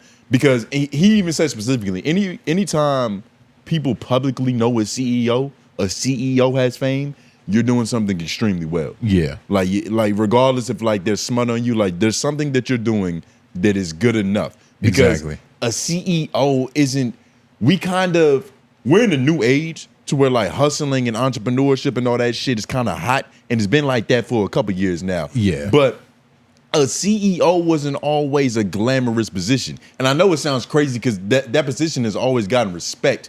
But like, it wasn't it wasn't publicized and like glorified. Like it wasn't hey, I'm the CEO with bottles and fucking chains. And so like, especially in our culture, so like, you know, the Dame Dashes, the fucking the Spike Lees. You get what I'm saying? Like niggas putting name to face. It's not a position that would make you famous. Exactly. But it was not a position that would innately make you famous. So if it happened, you did something absolutely right. Yeah. You struck gold somewhere down the line. And so but with Elon Musk, like, is buying Twitter for free speech, or is buying Twitter also for your pockets? Because Twitter isn't a non-profit company, right? No, and that's where they're very much trying to maximize the amount of money that they make. Well, but that's the thing with Elon. It's a fair exchange with this nigga, bruh. Do you know you can make images with Grok? I was really thinking about paying $5.99. I don't even know what Grok is. Nigga, just read it. Introducing Grok, our newest AI assistant powered by X. Get creative. Okay, so you can just do AI generated images? Nigga, you can do it, but on Twitter. Like, you know how that's kind of crazy. Okay. Like, you don't have to go to some app. Introducing Grok 2, nigga. This does. Oh, they have another version. They have a whole like thing for it, bruh. And it's only $6. Like, Elon will always try, in my opinion, to make it worth your while. Right? But that's what a good businessman does. Good businessman does. That's not what a good humanitarian. But good business is being a good human. A lot of times. And a lot of times people try to, and that's where like the fucked up people come in and they try to separate the two. Like, no, business isn't just business. Business is life. And being a good business person directly reflects how you are in like the regular world. And the thing is, like the analogy that we used earlier for the driving situation, like, you don't have to be nice, you have to be legal. Like, legally in business, there's like, I was watching that Vince, how you say that nigga name? Vince McMahon? Yes. I was watching that documentary on Netflix. It's on Netflix? Yes. That isn't hard. It is good. It is good. I'm learning so much about the World Wrestling Federation that I never thought I would know, nigga. Yeah. But that was his approach, because the way it was set up back in the day, he was not fathered in, but his dad was in the business. His dad was in the wrestling promoting business.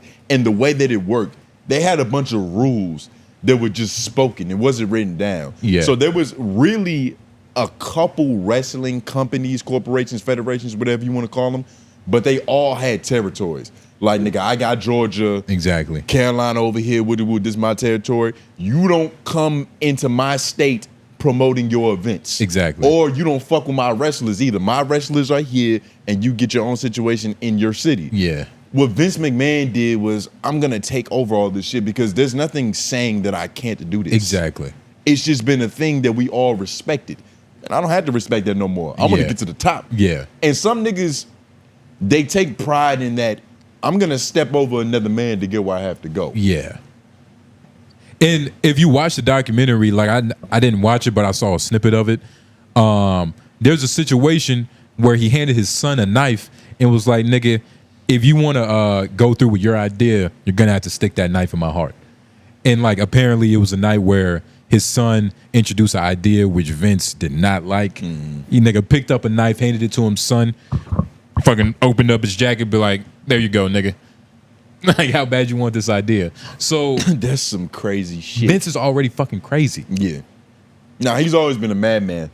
And that's a completely different type of individual.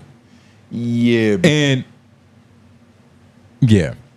I was about to say, I was watching that shit. I didn't realize how fucked up of a person Hulk Hogan was.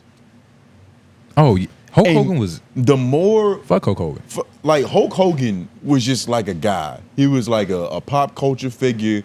Like, there was no love or necessarily no hate towards the nigga. Hulk Hogan. But the more stories I hear about who he actually is, I'm like, yo, this nigga sucks. Like, and he sucks in a way that's worse than just being an evil mastermind. Yeah. He's a hoe ass nigga. Because exactly. He's a hoe ass nigga. Exactly. Where being an evil mastermind is more like being the pimp in the situation. Exactly. But like, he's just a hoe ass nigga. Like, I was watching. So apparently there was this secret meeting that was held between the wrestlers because the conditions were fucked up. Yeah. Like, there's no HR to go and complain about anything to. Yeah. And if you complain to Vince, he's just going, like, nigga, I'll fire you. Exactly. Do something about it. So there's no structure, there's no rules. They're working 365 days a week. Yeah. A year. Shit, excuse me. They're working nonstop and they're going through all this different types of pain and shit. And so, like, they were talking about starting a union. It was this one nigga, there was this one wrestler in particular. He was like, man, like, I'm tired of this shit. I know y'all niggas tired of this shit with me. If we all collectively get together, they have to give us our rights. Yeah. But we all have to be together, because if there's one weak link, the whole ship goes down. Yeah. What did Hulk Hogan hoe ass do? So I think there was a plan for them to all come up and like have this big hoorah with Vince. Yeah. This nigga Hulk Hogan went and told Vince, like, yo, they're revolutionizing against you. Yeah. You might want to nip this shit in the bud. Yeah. So Vince came in the locker room and was like, nigga, heard about a secret meeting. Anybody that wants to show up to that, consider your job gone. Yeah. And so nobody showed up to the fucking meeting. And just then, because Hulk Hogan wanted to be on some like good old boy shit. And even their relationship is weird. I feel like any true evil mastermind has an apprentice. and they have an apprentice that like the apprentice doesn't even know that they're being evil or that they're going to be evil one day. They're just following every word. What you're saying is essentially Grok. Have the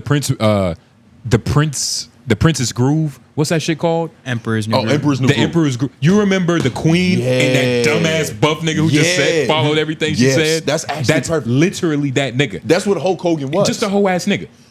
Everything Hulk Hogan said, Vince fed him the lines. Exactly. So it's like when you see the greatness of Hulk Hogan, you're really seeing the mastermind that is Vince McMahon. Yeah. Because there was even shit that Hulk was like, I don't know if this shit is gonna work, but I'll try it, brother. Yeah. And he did it and it worked. So he just always took Vince's word for everything. Exactly. And when you have a lackey like that, you're unbeatable. Yeah.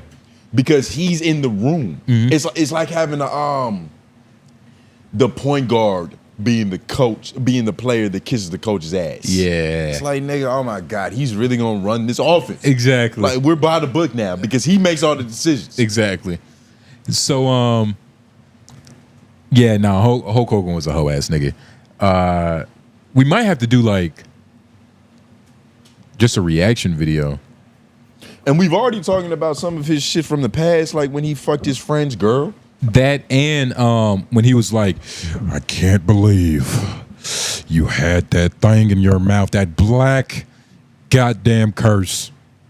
The fuck was that? Yeah, I forgot about the racism. It was his little shit. Oh. And he was just dumb. He just made a bunch of dumb ass decisions. Like it was this one point in the documentary where like for some reason they was getting mad. They was really cracking down on all sports for steroids. Yeah. But they got particularly mad at wrestlers, and it was like this asshole journalist who was like really on them, and Hulk Hogan got doxxed essentially. Like it was this doctor that I think he stood trial and all that shit because he was prescribing the wrestlers with steroids, and then he came out and was like, yeah, a lot of your favorite guys are on that juice. And so allegations start thrown out. Of course, Hulk Hogan, he's one of the biggest niggas in wrestling. They're gonna mention his name.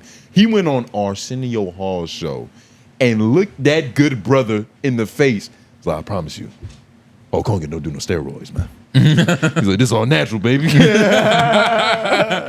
This is natural muscle, brother. And then like literally a couple of days later, something came out and like the nigga was like, yeah, no, Hulk Hogan is on that shit.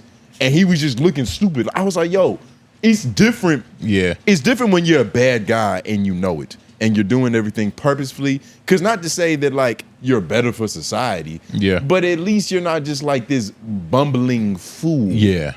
You know what I mean? Exactly. Bumbling fools are more dangerous than calculated criminals. Exactly. Because and that's the thing, the bumbling fool always survives the tragic ending. You know what I mean? Yeah. Like what was that that one dude in the Mummy? Yeah. It was like I forgot his name, but it was this nigga in the Mummy. I think it was the Mummy too. He followed all the evil dude's orders, but he was the human.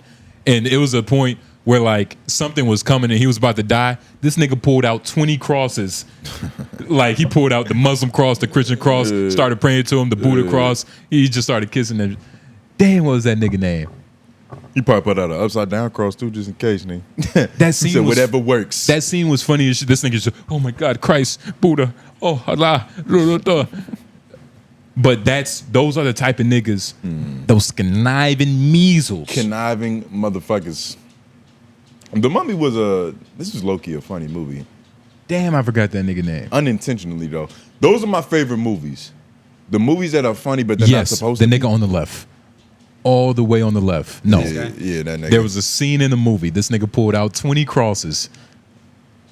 Him? Yeah. That nigga pulled out 30 crosses. He looks like he's down for anything. Yes, that'll nigga. make him survive. He's trying to live. Or a Charleston White type of nigga. Charleston White is one of those niggas.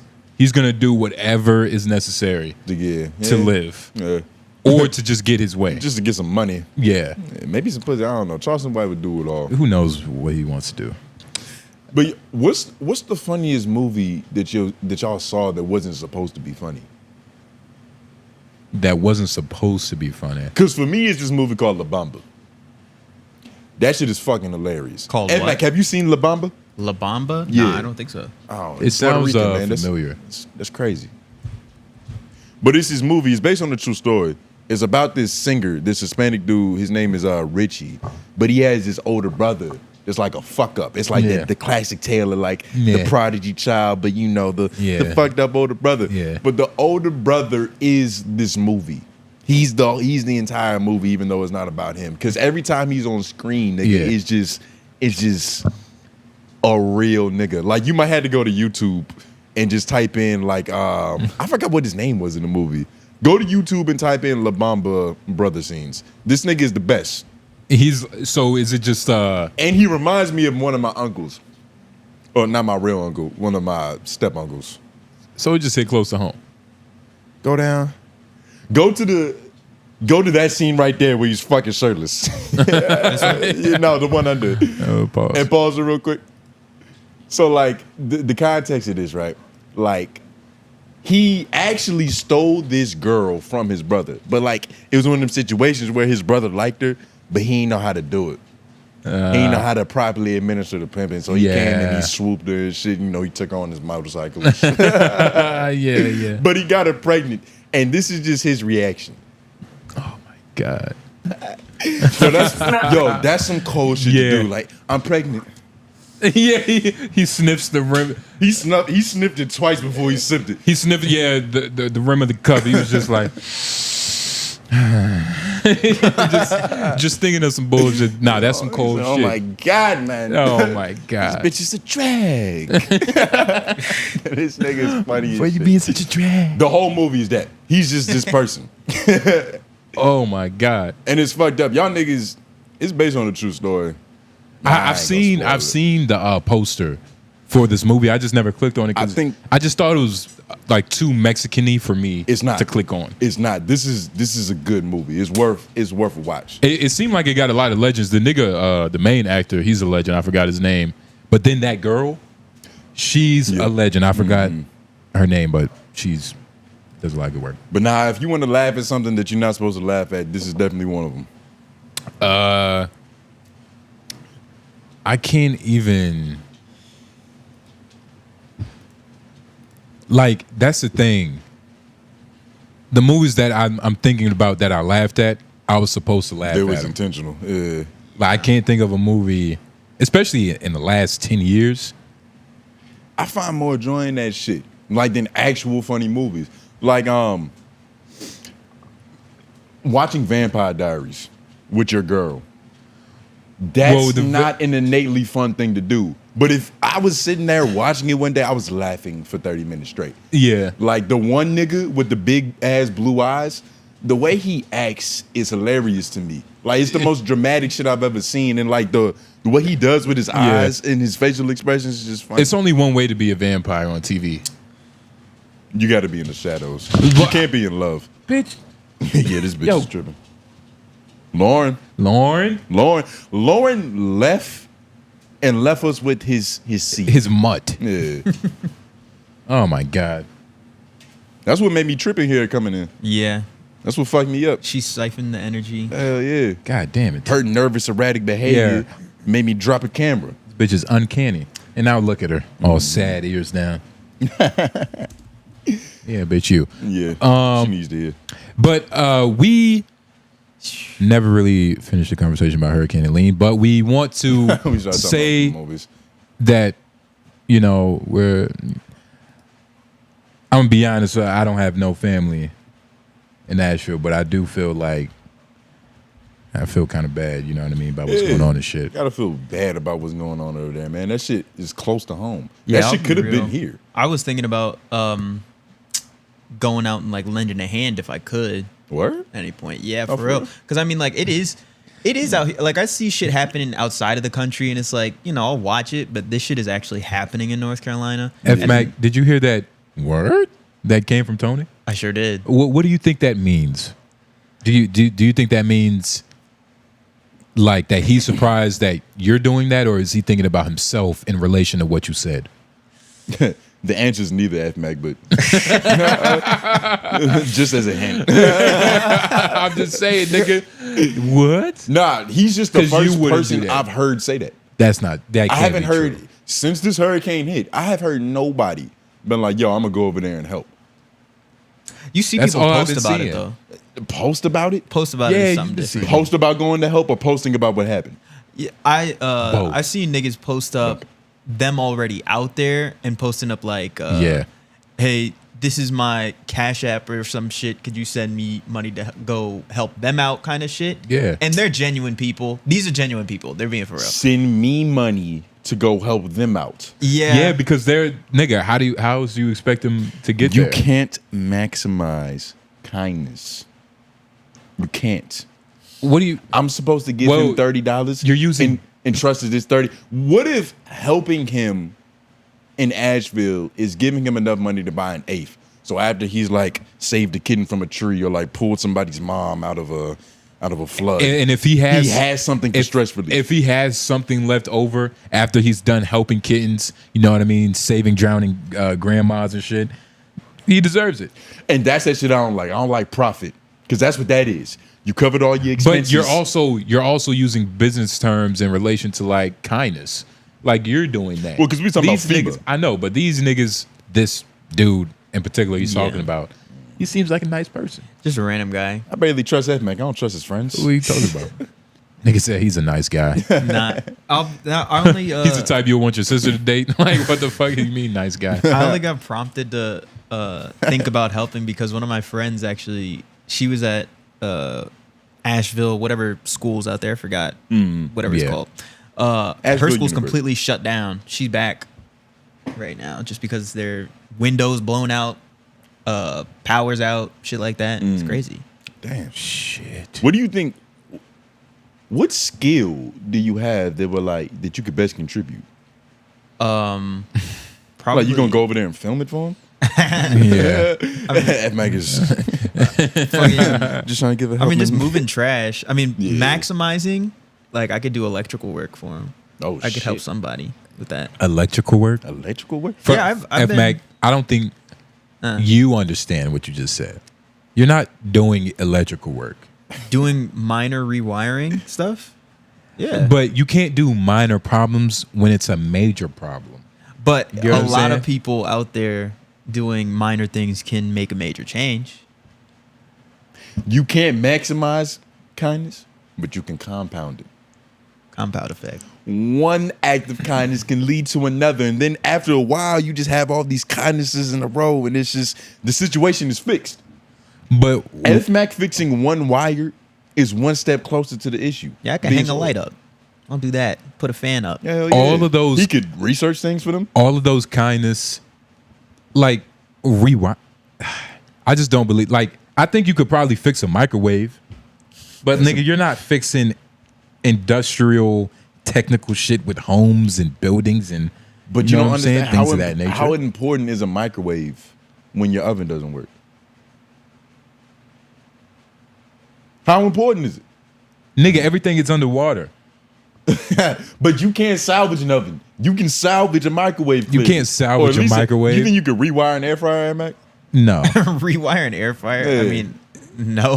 This nigga not rewiring so he's shit. not useful. That's what I'm saying. He's really not not useful. rewiring anything. Nah, like outlets, shit like that. That could work. Where did you learn this? That's like me saying, nigga, I can go to Iraq because I know MMA. Oh, you should have said something you actually know, like fucking lawn care, nigga. Nigga, that's what I'm saying. Same shit. And nigga, I do know that, nigga. What you talking about? You don't nigga? know no I know MMA, that. I know that nigga. more than you know basketball. That's not true. Yes. That's not true. Yes. You don't have enough training to say Yes. I'll be real. I gotta disagree because I feel like Tone lives and breathes basketball. He Yeah. literally sleeps fucking dribbling with his hands. that. He's comparing something I've done since I was like 7, 8 years old to something he did for a year. If Jay, if you I've were learned talking about more that in shit all that the time. if you were to talk about that shit all the time, like how Tone does, I mean, he literally any example he comes up with, it always ends up going towards basketball Because somehow. It is. But F Mac, he's just trying to like reignite that flame that is dead.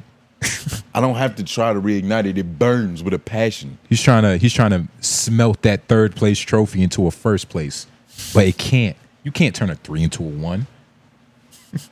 Even if you heat the metal up hot enough and shit. You know what I mean, F Mac? You don't even know metal work. Don't give him any support. This is normally where Lauren would come in and try to like prop this shit up to make it funny, maybe. But he's not here, so he has to No, I don't need Lauren to make me funny. You need Lauren to make you funny. No, I need Lauren as like an opposing force. As gravity. It's like, all right, there's something over there. What's going on over there, you fuck nigga? You know what I mean? Or what, you use him to break your fall? To break when my you fall. trip and shit? When Nah. you trip and break cameras? Oh, I don't fall when I trip. What do you What? mean, nigga? I don't fall when I trip. You still fall when you trip? No, but it's So what you questioning me for, nigga? but you're in the motion of falling. No, but you don't. You're in the motion. You but just you don't haven't complete failed. it. You don't complete it. You just haven't failed. Tripping is being in the motion of falling. Yeah, most people are usually tripping and falling. It's not usually tripping doesn't usually mean Exactly. fall. So But you just agreed with my fucking statement. that is a pretty good point though. I didn't I even don't think fall. about that. Nigga, I don't remember the last time I really like ate shit for real. When's the last time you tripped and truly failed, dog? That like if you still tripping and falling in your early 20s, Yeah. Yeah, nah. you gonna have a hard 30 and 40 and 50, nigga, because Yeah. life is gonna get harder than this. Tripping and falling, dropping food on the ground. I haven't done none of that shit in years. Busted your ass? Yeah. I haven't done it. I haven't really busted my ass in a long ass time. It's been a minute. Lauren can't say that. Lauren just got whiplash like what, 2 weeks ago, nigga? Yeah, nah. Shit, AJ can't say that shit. AJ fell? Yeah, AJ fell. When did he fall? When we was hooping, you remember that hard ass ball? AJ he collapsed. That nigga smacked the ground with his cheek. And it's crazy because I could have broke his fall, but I was like, nope. Yeah, nah. Not me. It was just a big like, I didn't think he was gonna get up. He fell so hard. Yeah. But not like he fell hard from like high distance. He just the gravity. He didn't try. Yeah. That's part of what it was. Like He once his momentum started going, he was just like, well, I guess it's he turned into this is where I'm gonna be. he just turned into dead weight. Yo, that's what letting go is. That's Yeah. what like just being accepting Exactly. of whatever is coming. Yeah. Yeah, that's deeper than any lesson you can get in church. For sure. That's true nirvana. Seeing that nigga fall. You open to all experiences. Seeing that nigga give up. Because it always sounds worse than what it is. That's the Yeah. thing about AJ falling. Like I'm gonna have to hear like several bones break before I'm like, you all right? Yeah. That's just asking. Like, you all right? You need help? Nigga, you sick? Hell nah, nigga. But yeah, shout out to all the people hurting from Hurricane Helene. It's very it's very sad, and we Very send sad. our wishes and our love and support. Our deepest regards. Man, I hope a hurricane never hit over here, man. That shit would fucking suck. That's what I'm saying. Yeah, but we would be okay. What you mean? Like we would be somewhat alright. Why are you so sure of that? Anything can happen for real. Anything could could happen, but we would be a lot better in terms of like supplies getting here, help. You know what I'm saying? Also, we don't live in the mountains. That's the thing. Like it's very easy to get to Raleigh. You can get in. You could come here from a lot of different. Well, a couple different places, but we're not like in the mountains, blocked off by Yeah, the mudslides, mountains suck. nigga. Yeah, the mountains do suck. But In good news, in cool news, y'all heard these? Y'all seen the Meta glasses that Facebook got? Can you just type in Meta glasses? Oh yeah, I did see that. As a matter of fact, type it in YouTube. Let's see if a video pop up. yeah, demonstration. Yeah, but Mark Zuckerberg, you know, he's breaking new grounds again for all intents and purposes. And it's crazy. A couple years ago, I heard, like, and this was years ago, I heard that Facebook and another company, I believe Samsung, they got the rights to this. And they said that they was making it, they got the patent for it 10 years before I watched it. So, like, this whole technology thing, all of this has been in development for, it feels like well over 2 decades. So it's Oh, yeah, crazy. that's how old as it is. Nigga, they said Literally. that even like the best tech that we have, the military already used it to kill people. Yeah. Decades before it was on the market. So this is just Is this the presentation? another rendition of that. Yeah. But I thought to myself, right? I was like, this is cool. I didn't really think too much about the technology other than like, you know, what are the hype beasts are gonna do with this shit? Is it because these are like regular looking glasses? So I can only imagine a fucking Supreme collab, goddamn Montclair collab.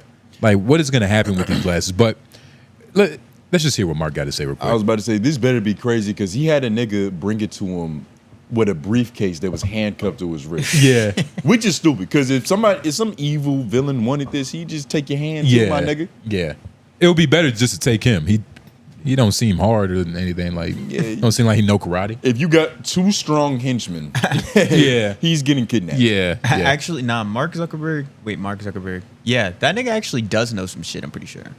He's going to like jiu-jitsu competitions, but I don't trust that shit. He's still... It's probably just for pictures. Man, that's fiction. If you can buy a black belt, what is it worth? Yeah.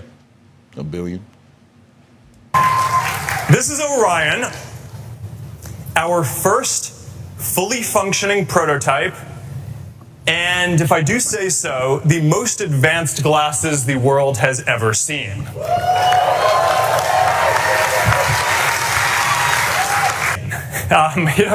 They need to be glasses. They're not a headset, no wires, less than 100 grams. They need wide field of view, holographic displays, sharp enough to pick up details, bright enough to see in different lighting conditions, large enough to display a cinema screen or multiple monitors for working wherever you go, whether you're in a coffee shop or on a plane or wherever you are. And you need to be able to see through them. And people need to be able to see that through them too and make eye contact with you. Right? This isn't pass-through. Now pause. That's tough.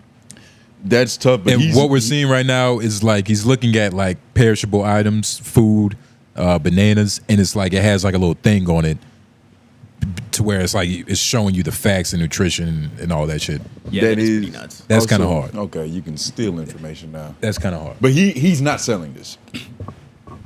This presentation sucks. Like, of course. I literally started yawning and I was like, man, is he too successful to be nervous still? Ooh. I feel like once you get to a certain tax bracket, like my voice breaking up on stage shouldn't happen. Well, I think what's happening here is that in his head, he's thinking of like the next presentation he's going to give in 10 years because he's working on that technology now. Maybe, but I you feel know like how these niggas be. Steve Jobs was different. Yeah. Steve Jobs came out and he made you believe in the products. Like this just feels like a classroom presentation. Steve Jobs also dipped his feet in toilet water to soothe himself. I mean, so everybody has their way of relaxing. I mean, yeah, but it's like shit. How many? And that's what. And that's why this nigga does jiu-jitsu. But that's why he does jiu-jitsu to kind of get over that social anxiety. But can you just skip through it? Is it more? Let's see some more cool shit. Yeah, I know it's more cool shit. And it can't be his voice. What's that? Right here? Yeah. All the major apps, you got Instagram, WhatsApp, Messenger, Facebook. We want to make this fun. All right, so in addition to the different system voices that we built in that I think are pretty good, we've also worked with some of the most iconic voices out there to bring them to Meta AI, like John Cena, Judi Dench, Kristen Bell, Keegan-Michael Key, and Aquafina. Should we try that? What? Yeah. Why? They gave it a black sit. Why? That's kind of funny. I want one now. I want to talk to this bitch. That's kind of funny. Then you could talk to Julius. That like you crazy. could talk to different like characters and shit. But Aquafina, who the fuck would want to hear from that? Fucking You wouldn't want to hear a black Asian woman read you your text in the morning? Not one that sounds like this. That's not how Aquafina sounds. Bro, she sounds like a cough. Nah. Yes. At Mac, just open up another tab. We're coming back to this. We need 2 seconds of Aquafina. Aquafina sounds like she's always getting over like a dry throat or something. It's a little bit on the raspy end, but it's not terrible. It's not terrible. I would listen to Awkwafina read me bedtime stories. Just play anything. Fuck it. You know, I'm open to the conversation. I think it, you know, it really is something that I think is a little bit multifaceted and layered. Oh, pause. Boring. Do Yeah, Rob didn't do Awkwafina shit with that one. Blaccent. This one works. Yeah. Ma'am, wake up. Ma'am. Oh, Lower your window, please. Lower your window. Lower your window, please. Ma'am. was I speeding because I did not see that stop sign? No, you're being towed because the sign says no parking. It says parking anytime. That says no parking anytime. Where do you see the no? On the sign, it says no parking anytime. I'm gonna be real with you, all right? I burned down my friend's house. It's a 2-bedroom rental. It's beautiful, and Oh, God. All right. Turn Pause. it off. She is pretty raspy. You're bro, right. You're right. That bitch voice. Oh my god. Ugh. Let's just take 3 seconds Am of I like thinking silence. of another black Asian woman? No, you're thinking of her, but Yeah. I feel I need to sip some That water. shit just made my stomach feel weird. Nah, man, she sounds It terrible, feels man. spooky now. It sounds like she's swallowing bad, like a bad throat. And even sitting here watching this, like, man, I'm looking at this nigga and I know he knows where I live. Easily. This nigga. He has all my data. Yeah, for sure. Wait, what's that with the car?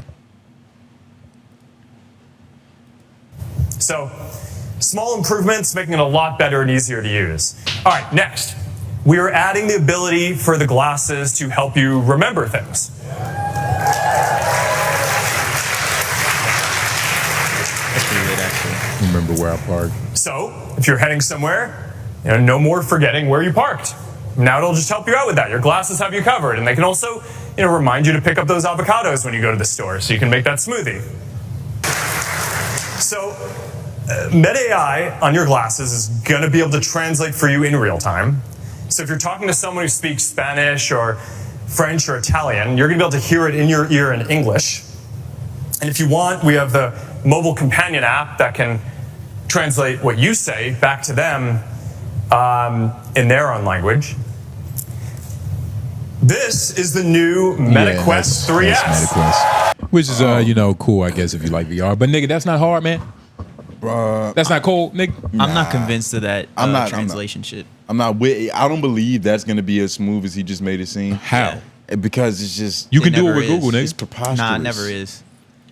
It's never that. And it's different with Google because, like, at least the way he's presenting it is making it sound like the motherfucker's going to be speaking. And as he's speaking, I'm hearing it in English. Well, that's not even what he said. You need to listen, comprehension. I can't. He's so boring. You need these glasses to comprehend what he said. You need to buy him. No, that's actually what's fucked up about him. Is that I feel like this is like, why are we trying to avoid our brains? Why do you always say that about new technology? Because we're trying to avoid our brains. No, we're not trying to avoid our brains. We're trying to make life easier for humans. But there's other ways that we could do that. And we're solving issues. Like, was memory an issue? Like, remembering where you parked? Was that an issue there was just a big Tony, struggle for everybody? it's like, not... Oh, fuck. Nigga, where did I park my car? Nigga. Where are my glasses? You've never taken a picture of, like, where you parked or, like, something just to remember? Yeah, and the picture worked just perfectly fucking fine. So imagine if you had an AI to, like, that you could be like, hey, Lindsay Lohan, where did I park my car? She could be like, you parked your car, lot 3, level A.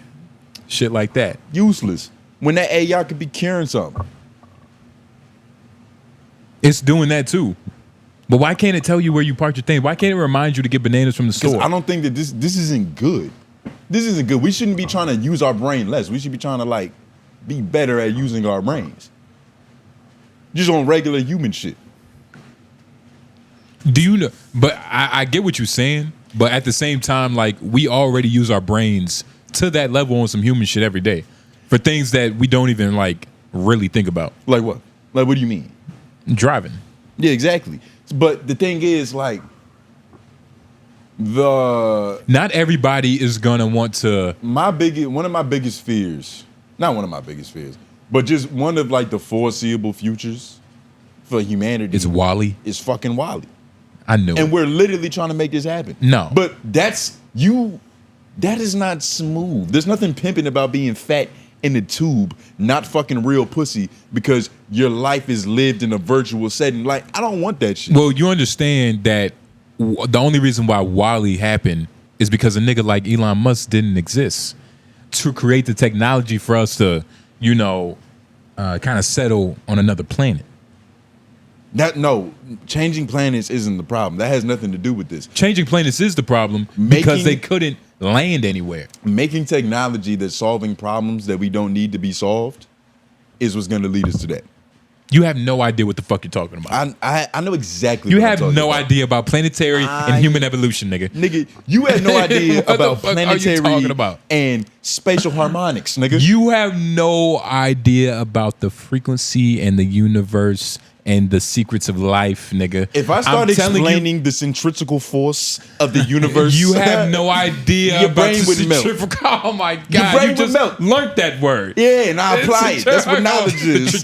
Centrifugal. The nigga. Centrifugal. There is no like that fan beside you, nigga. There is no centrifugal force. There is no force like that in the universe that you can describe right now. The force is with me, young Padawan. But no, this is stupid. I feel this way about all new things that don't advance us in the direction that we need to be going. Why? Who the fuck cares about where you think we need to be going, nigga? You're obviously not the fucking. You asked the question. No, I didn't ask that question. You asked the question. I didn't ask that question. I asked, why do you think that? And that's the question. And I gave you an answer. But that's stupid. No, it's not stupid. You don't. And let me tell you why. Why? Because I can't just say that's stupid. It's stupid because that's how we got here. Like everything that you're saying, like to making a sword, like the building of an anvil, the building of a wheel. All these things are little things to make human ingenuity, right? To excel human ingenuity. To make human ingenuity. I said excel human ingenuity. What's the problem, nigga? You like that shit, that Mac? You like that shit, that Mac? The closer. You like that? No, he don't human like ingenuity. I'm looking it up because I'm not sure if I do. He didn't even say it right. What the? First of all, don't say I didn't say it right without exactly saying away from our intuitiveness. No, nigga. Intuitive. The ability of people and societies to use their creative and resourcefulness. Read it with confidence, like I was right, nigga. Solve problems, adapt to challenges, and improve their lives. That's what I'm saying. So let me continue, right, real quick. The human ingenuity side of the universe, right? It's like that's all that we've been doing, and we've gotten here. You get what I mean? To airplanes, nigga. To controllers. Like, do you know how amazing an Xbox controller is? If you look at the controllers of like 20 years ago. Of course. But the thing is, like airplane, that was a real problem that we solved. That was necessary. Meta glasses, are you putting them on the same level? Like the airplane is as impactful as Meta glasses. That's what I'm saying. Like, we're not to that point. But we're making a bunch of advancements. And don't get me wrong, I don't think that they're not cool. You get what I'm saying? Like, I of course see the novelty in it and how useful it could be, but this isn't as impactful as our past inventions. And it feels like we're getting further away from making impactful shit, and we're going into this area where everything is just cool. To that point, we're just making cool shit. What's the point of building airplanes if we have boats? That's what I feel like you're saying, which is like that's not boats had problems. But that's kind of like what you're saying. But like, nigga, you can have both. Like you can have new shit. But the thing what's different about that is that they advanced it. A boat going from a boat to a plane was a necessary advancement. So imagine going from a phone that you have to hold in your hand while you're driving and doing shit to some glasses that you can just, move your eyes around, or self-driving cars. Like, it's the little shit. Nah. Because the thing is, I see what you're saying. Come on, I no nigga. longer have to text and drive, which you shouldn't have been doing before. Yeah, it's not even about that, but it's the overall landscape. It is the little things that compound, right, into bigger things. But it's all about the direction. The thing with the boats and the plane, they can do things that humans can't. They allow us to travel great distances. With your phone and like the glasses, all they're doing is providing services we could do naturally. That's all it is. So it's taking less onus on us, which isn't good. Like the problem with humans isn't that we have too much responsibility or that we have too much on our brains. The problem with humans is that we're focused on dumb shit like this. And you're saying that? Yeah. Yes. And what are you going to say to me saying that? I'm going to retort with, I think that's wrong. Like, there's nothing, like, I feel like you're an alien sent to destroy us when you say that. Like, you're trying to stop human ingenuity? Is that what you're saying? I feel like you say it, you add a new letter every time you pronounce it. What you mean? You know what I mean? Hey, Mac, did you hear that shit? Was there an L? There was an L in there. There wasn't an L in there. And the first one time I heard you put a V or something, it was weird. But nigga, you listening wrong, nigga. Nah. See, I might need my meta glasses. Maybe that'll fix things. Yeah. My ears weren't good enough. Well, no, you might need somebody to translate. You know, you might into intelligence. You might need Selena Gomez to translate what I'm saying to you because that's your style of woman. But white Hispanics. I don't think the problem with humans, these technologies are solving. That's just what it is overall. I think it's leading us down a path of brain rot. You get what I mean? Like we're just getting dumber. We'll never. Where if you rely on your glasses for your memory, that's a problem. You're too easy to control. All I gotta do is smack your glasses. You don't remember shit. And you know who's not gonna be using this shit? The niggas who are inventing it. Mark Zuckerberg is probably using this shit around people, but do you think he really wants his kids using the glasses? Because he probably looked at the data and saw that, oh shit, this is gonna decrease brain power by 7.5%. My kids can't be stupid. Or it's gonna help you remember shit. Because you have access to the information. You could just ask somebody and like you might remember the shit. It goes both ways. And first of all, nigga, Steve Jobs was the first one to parade the iPhone. He was the first one to be on it for more than 10 hours. So yes, nigga, the people that invent inventions are going to be using it. Steve Jobs is different. Like I mentioned earlier, Steve Jobs is a true inventor, nigga. He would have passion in his projects, even though he's probably ripping off all the blueprints and the specs from other niggas and most smaller companies. Yeah, all these niggas are. Yeah, but he believed in it though. I don't know. Mark Zuckerberg is just doing cool shit for the sake of being cool. But this doesn't progress us further. I bet if he invented basketball shoes that make you jump higher, you would be like your whole opinion on Mark would be different. I tried those; they don't work. Shoes that make you run faster, you got to charge them up. There's these shoes that were banned by the NBA because they were scientifically proven to increase your vertical. I don't know how much, but any additional vertical you get, like that's illegal because it's essentially a steroid in the league.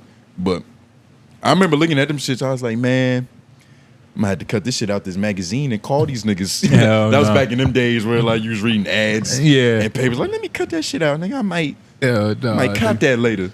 Straight from Wuhan, China. Hell yeah, you see, simpler times. Yeah. Simpler times, nigga. Hey man, ads was on paper. Hey man, where only time you spoke to Asians was when you was like getting something illegal or something. Or something to eat. Exactly. Or your girl's toes done. Yeah. Or you just stumbled upon like a family in a car. You just saw them in a car. So, oh shit.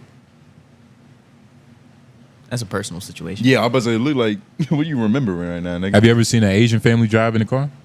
I'm not gonna lie, I feel like I've always seen them dolo. Exactly. Yeah, I just gave you that. I just made that into something. I didn't even realize what I was doing. But Ed Mac, what time are we at so far? 2 hours. All right. What? We should probably get into the 𝙬𝙾 now.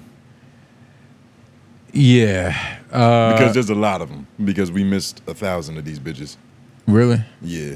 Oh, shit. I just fucking joined a Zoom meeting for a job interview I had the other day. Hope they ain't hear that shit. They ain't get that shit, nigga. Yeah, you know what job I was just working? What? The shit for her. Yeah, I'm gonna be the big homie now.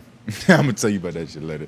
I'm gonna be the big homie. Oh, and for the organization? Yeah, and I was gonna tell like the stories from working there, but I literally waited too long until I got another job doing the same shit. Yeah, so it's fucked up. Yeah, but shout out to everybody that leaves their LOIs, that cares enough about us and yourselves, because I know y'all are going through stuff that y'all need to speak about. You know what I mean? Y'all might not have a father figure or a friendly figure or a bad bitch figure. You can, you know, tell your feelings to. So make sure you leave your LOIs, hashtag LOI. You can DM us too at LOI the show on every platform. But you want to start with some of these older ones that we missed? What are the older ones? You remember there was a week where we had got a bunch of messages saying like, yo, my LOIs didn't get answered on this. Oh, yeah. I found them. I guess we can talk, yeah. So, I don't know when this was, but hashtag LOI. I can tell with AIDS and herpes. Wait, if I'm reading this right? LOI. I can tell with AIDS and herpes with my friends easily. Oh, he just said it wrong. Because they are not fucking so hard to catch it then. So it's hard to catch it. Also, pause on my last LOI. Also, when was the last time you were talking to your girl and accidentally triggered a past trauma with casual conversation and had to sit in that shit trying to soothe her, which isn't working?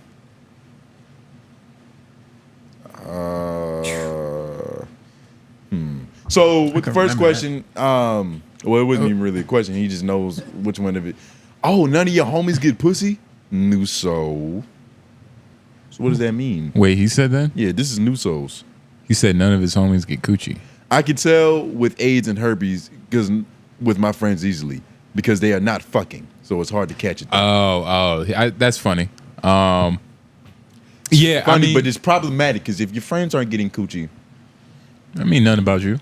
It might. It honestly, says something about who you like to hang. Well, can't. If your friends can't is one thing. Not is actually pretty responsible. I'll give you that. Not is something not different. is very responsible. Not is actually kind of commendable. Yeah, yeah. It's religious. Yeah. And when was the last time you were talking to your girl and accidentally triggered a past trauma? I mean, I could tell you knew so, but I think that would trigger a past trauma, right? It triggered her past trauma. Yeah. Yeah. Nah. I guess last week, maybe once a week. Probably once a week. I trigger something from the past. You know, just so she never forgets where she came from. I do it as a favor to her. Yeah. Nah, but I think he means like real trauma. Like he means like, I'm trying to think of an example because I know I've done this before. Like bringing up like in a I've definitely done it. Yeah. I couldn't even. You couldn't even say it because it's like, it's so deep. Yeah, that's what I like mean. I would literally to the point where I've done it because I just remember what it was, and I absolutely cannot say that. Yeah, so it's fucked up. So what's wrong with you? Like, yeah, what kind of horrible question is that? Yeah, they mean not horrible, and it's like don't ask it, but it's just like that's just a fucked up predicament. Was he asking for specifics? Yeah, what was the situation? He probably asked, "How'd you get out of it, too, nigga?" Knowing so nosy ass. And what did you say? Definitely can't tell you how I got out of it. Yeah, nah, but just know that's happened several times before, my nigga. And it never went well. And you know, it's usually not days, maybe like 24 to 48 hours of. Look, man, it's life, man. You talk so much shit like us, man. It's inevitable. You get what I mean? You are gonna say something that strikes some feelings. But shout out to Nutso. Yeah, you the best. Wait, he just sent the same question twice. Look, they made it seem like we missed 1,000 of these. We didn't miss that many. Let's go over. Oh, that was it. And we got some audio joints too. Nah, this is Leak. This goofy ass nigga. He just had something to correct you on. Yo, this is just another voice memo about everything J Nobles got wrong about the wrestling stuff on episode 208. I already know he was talking about Dark Side of the Ring. He's talking about the plane ride from hell. We already heard that. Okay. Get Leak, man. Nigga, I told you we hit these, playing nigga. Some shit we already heard. That's the LOI. Yeah, it's noon, middle of the day. On Tuesday, I just finished the Spotify episode 209. And Tone, no, you can't give me homework on LOI. It's not homeroom, nigga. That's not how that works. All right, now a lot of shit done happened. A lot of shit done happened since this next time I recorded it. Okay? I know y'all gonna respond to Kermit. I know y'all gonna respond. We already heard that. We heard that? Bro, I'm telling you, he told us that we missed all these. And then we actually didn't respond to none of them shits. So it just looks like we missed all this, but I don't remember. Nah, we were responding. All right, this one came Wednesday, though, so this has to be. This literally has to be it. Why LOI? First of all, well, my last LOI with the Drake grooming versus Kendrick beating this girl in the house. All right, the difference is Drake is publicly doing all this stuff with people, little girls. And I said 14 to 17 because that's the age of high schoolers. The legal age of sexual consent in Japan is 13. And I'll pause it because anytime you know the age of consent in a foreign country, I feel like your laptop or anytime should get flagged. The age of consent in Japan. How you mad that he know facts, nigga? These are strange facts. Okay, well. These aren't Snapple facts. These are these are facts. This should not be on the top of your head. Like the tippy top of your head, F Mac. Come on now. Not at all. Just so you know, across the countries, it's also women getting beat across the countries, and nobody's doing anything about that. People also just kill each other straight up around the world. So laws are very flexible if we want to go around the country. But I'm saying for this situation, if you had a friend, which one would you be more tolerable of? Would you be more tolerable of him dating a high schooler, or him, or somebody telling you that he's beating this girl, but you don't know? It's just a bunch of people telling you that it, you know. So for context, he sent that because he acts as that fucked up as Wild or Why. Yeah. And he was trying to provide context and why he even asked exactly. that. I was like, nigga, what the fuck, man? Yeah. Like, what would we rather? Yeah, but yeah, he nigga, we answered all your Wild or Whys, nigga. There's one more right here if you wanna. Yeah. If you wanna. I'm not trying to get y'all canceled. I'm not trying to do nothing like that. I'm not trying to jam you up. I just try to make a little conversation. You know. So fucking with y'all. And not having finished the episode yet, so I don't know what else you're gonna talk about. But so have any of y'all cheated? And have y'all ever been caught cheating yet? I don't mind getting y'all jammed up with your girl. I want your show to keep going. So if you break up with your girl, you know, that's fucked up. But the show will keep going. I'm gonna keep getting my content. But have y'all got caught cheating yet? Yeah. And have you ever caught your girl cheating? Would you stay with her if she got caught cheating? Or would you tell anybody? Would you tell anybody if your girl cheated on you? Yo, okay. You stay with her? There's 13 more seconds. All right, nah, right? All right, no, J Nobles, no, there's no way she could cheat. Matter of fact, hey, y'all already said y'all wouldn't be poly, so. All right, yep. Shout out, gang. And F Mac started the show. Leak, stop. You heard that, F Mac? You the star of the show, nigga. I'm about to say, yeah, nigga. Oh, he really gonna be excited about this episode, nigga. Yeah. Macking this motherfucker running shit, nigga. And Lee, stop eating your hamburger helper when you want to send us a while. Yeah, he seemed like he mad busy. That nigga always. Yeah. And I could tell you eat all your food with a fork. He seemed like that type of nigga. He seemed like a spork kind of guy. Yeah, he never know what he he eats food with a fork. But I've never cheated. I've been accused of cheating, which is like a weird thing because it's like, damn, like should I have cheated? You know what I mean? It's like, fuck it. I'm being accused of it. It depends on how hard the level of accusation is. But I've definitely been through that to where she just she just couldn't. I didn't even give her any evidence. Like, there was never even a situation that could have been misconstrued. She was just like, this nigga's so fucking, he's just that nigga. It's impossible. He's only fucking me. Yeah. And I was like, well, dreams do come true. Yeah. Like, you know what I mean? It's just me. Yeah, I've definitely yeah, I mean, and just think about it, like looking back, if you're doing something right, the women you're talking to should think you're fucking with other bitches. And that might just be, like a thing. They're not thinking you're fucking with other bitches. They think you can't. No, I was just about to clarify. Or they think not that you are, but they must think that you can. Well, that's what I'd say. Like they must. It's a certain level. Like insecurity for one can also mean respect for another, right? So if she's insecure about something that she shouldn't be insecure about because you're a stand-up guy and you don't cheat, right? But if she's insecure about the idea of you possibly motorboating some white titties or whatever other, women you fetishize besides her because you respect her. Opposite of what she looks like. Exactly. Then that's good for you because that means she respects the pimping and she knows what you can do if you're left alone with a scallywag.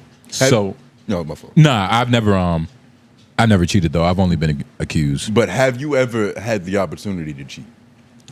Yes. Like, and I'm not not in the sense to where like I know you can go talk to a girl and you can like eventually do something. But yeah, I mean like just straight like warm pussy on the plate. No, I'm not hungry.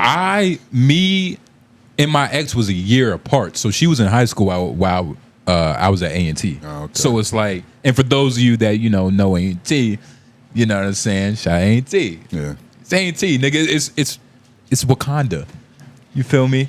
You got bitches from over here. You got bitches from over here. You got bitches from over here. It's like, God damn, I didn't even know Minnesota bitches look like this. That's crazy. That's kind of cool. It's a beautiful It's a little place. bit different. I never seen place. that. You get what I'm saying? It's a world change. And just college, just as an entity, like you're just gonna see it different walks. But yeah, I've had like offerings in the past, but it's always been easy to turn down. Yeah, it's always been easy to turn down because it's just like, oh man, getting pussy in this one moment is gonna be great. Yeah. But what you're gonna go through afterwards, it isn't worth it. It isn't worth it. It's not worth it at all, nigga. I remember it was this so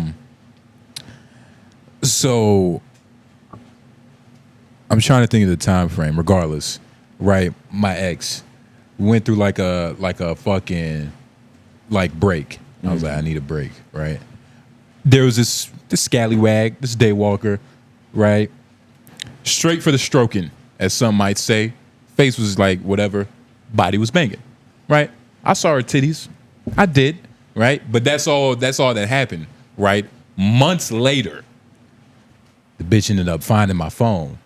You know what I mean? I think I went in McDonald's somewhere. I went to go get her some food. She was like, oh. Is that why you only do drive-thrus now? I went to go get our food.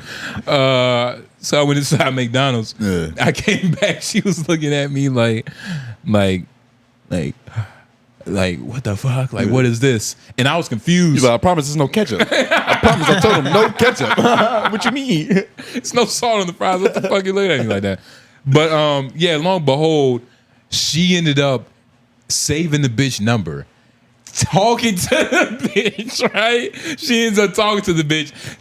The girl who titties I saw ended up telling her that, if I wanted to fuck, I could have, and was just like she was lying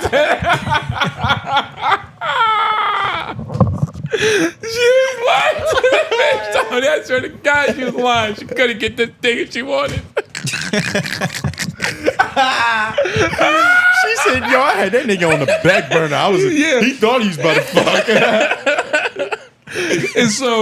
and so they ended up conversing and shit. Did they get cool? Nah, they didn't get cool. Damn. Unfortunately, but that shit was hilarious, man. She saved the bitch number. They started texting. She was like, if I wanted to fuck, I could have. That's what she telling. It's a fucked up thing. But it's also a conniving thing, right? Yeah. Because the bitch ended up calling me like weeks or months later on some like, hey, what's up? And I'm like, you fucking Can I cash in that fuck coupon? You fucking ugly heathen. I can't believe this. That's actually crazy. Took pride in that shit. Had some nice titties though. Yeah, nah. But it wasn't worth it. And I've definitely had like women scold me for being in a relationship. Like a girl that I fucked with in the past that like wanted to come back around and, you know, ride the ride again. Yeah. She's like, ew, you got a girlfriend? Like, what the fuck were you thinking? Like, you know. Yeah. Pimping and painting. What the fuck you been doing, bitch? yeah. So I'm living my life. Yeah, nah, yeah. She's so them bitches getting bad. Like, you're not trying to get a high score like me. Yeah, nah, man. I've never cheated the original way though. But I have been accused of like, you know, goofy shit. Goofy shit. like looking at titties too long.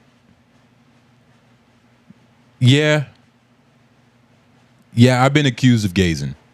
Oh man. I've been accused of gazing. Is that how we feel about that? Am I fucked up? I don't think that's anything. You're not fucked up. I mean, I'm not saying that as in like madness. I know I'm not fucked up, but like I'm saying, you know, as far I'm basically asking, have y'all done it before? For sure. I'm trying to find some validation. Yeah, for sure. Yeah. Got caught, and I got mad at her for catching me. Yeah, Like, why are you watching me watch shit? Kind of nosy shit is that? Flipped it back on her. It worked. I'm sorry. Yeah, I'm sorry. That's what's crazy. Yeah. Yeah, she didn't know nothing. That's not how I got out of mine. A lot of the time, the girls that I've been messing with, if I am looking at anyone else, they'll usually be looking with me. Or if they do catch me, they'll end up looking with me like, damn, what's up with her kind of shit. Yeah. That's fat, something like that. Like, that's how my last situation was. Yeah.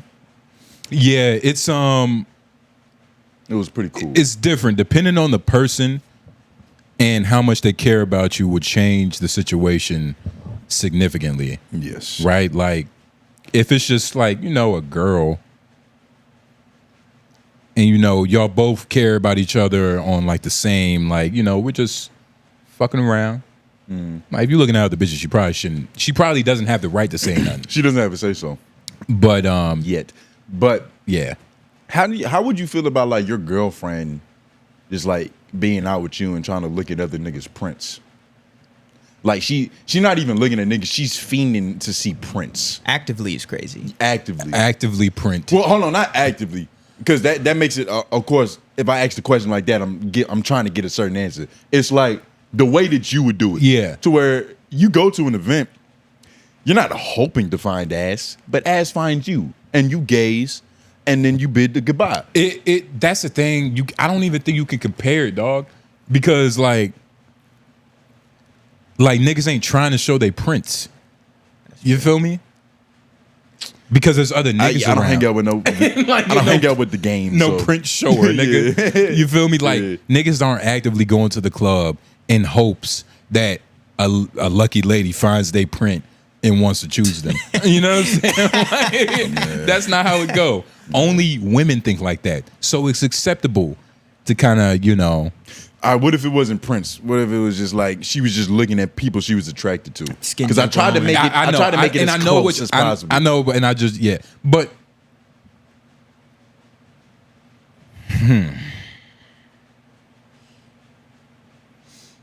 You gotta. It's some mental gymnastics. Just think for a moment. F-Mac, I need an answer from you too. This is important. Yeah, because like how I would feel about because it. Look, I'm trying to think. I might be okay with being hypocritical. Like, I think looking at ass and titties, glimpsing, right? Taking a glimpse at like just the subtle fat ass in the room is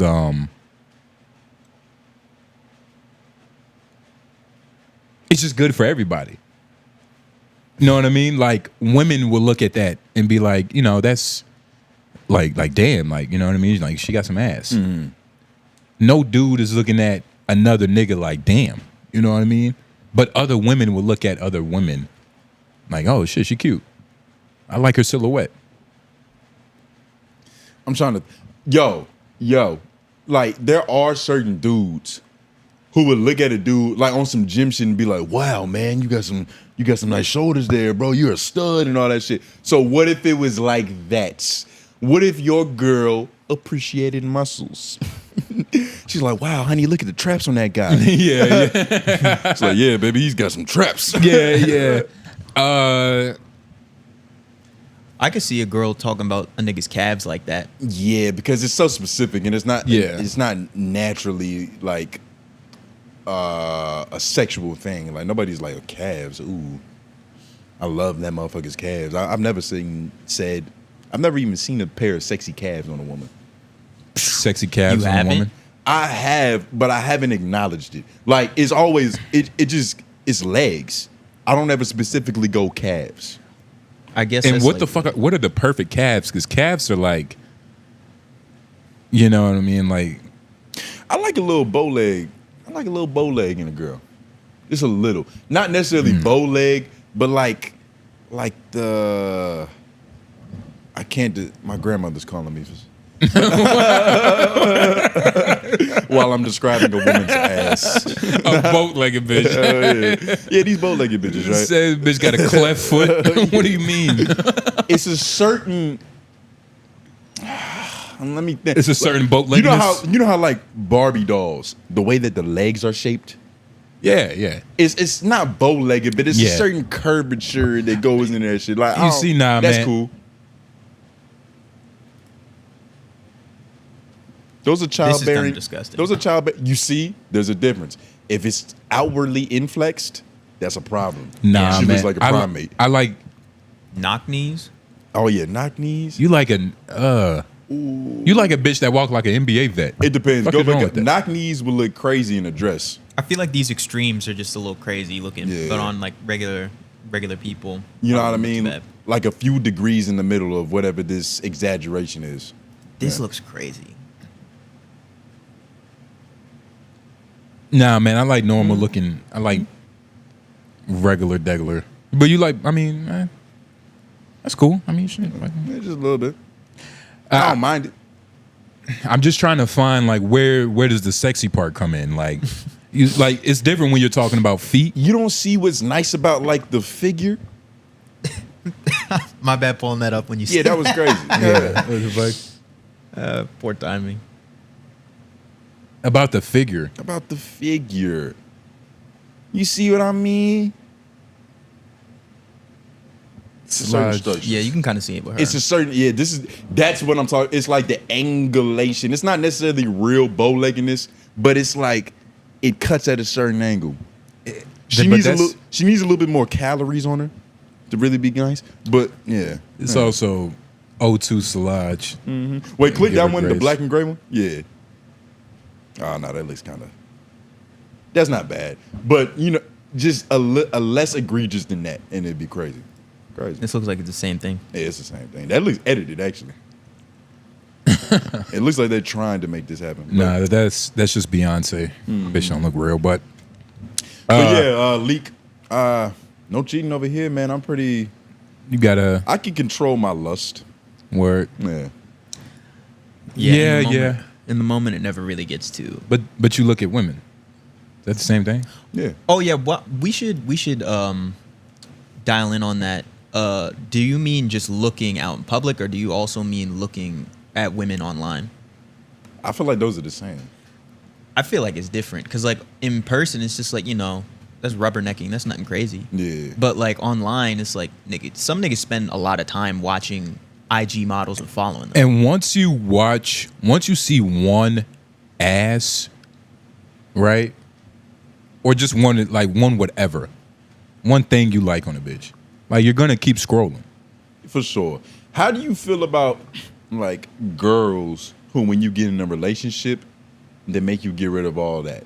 Like no more following these Instagram thoughts. I've never had that happen. Granted, I don't really follow Instagram thoughts because I'll just like I never wanted to give them that credit. Like, bitch, I'm not following you. Yeah. I'll just remember your name and type it in. I feel that, but I choose to. I always have at least two, just for something. A little candy, a little eye candy on the feed. Nah, man. every nigga has that one. Yeah. To where it's like, I don't mind seeing her face anymore. Like, it's this one girl. She's actually a journalist. That's why I followed her, because I'm like, she's not even really a thought for real, nigga. She just got big titties. She just smart. Yeah. But that's boring. Not until you see her ass. Fuck she talking about? What stories are she disclosing to everybody? I don't know what the fuck she be talking about, but she does like just real news shit. I have her because she's a professional, so it's like that. I just feel better. But is it because of the normal lookingness? Well, I mean, yeah, find something better, nigga. What do you? What's her name? Well, you want to? I mean, she's famous. I don't give a fuck. 𝙿𝙾𝙳𝙰𝚃. Damn. You can tell I've only looked at her. I've never had to pronounce her name. Wait, 𝙿𝙾𝙳𝙃. Oblior. Demetria. Obilor. Demetria Obilor. This is her? Yeah. Ah, thank you, F man. God damn it.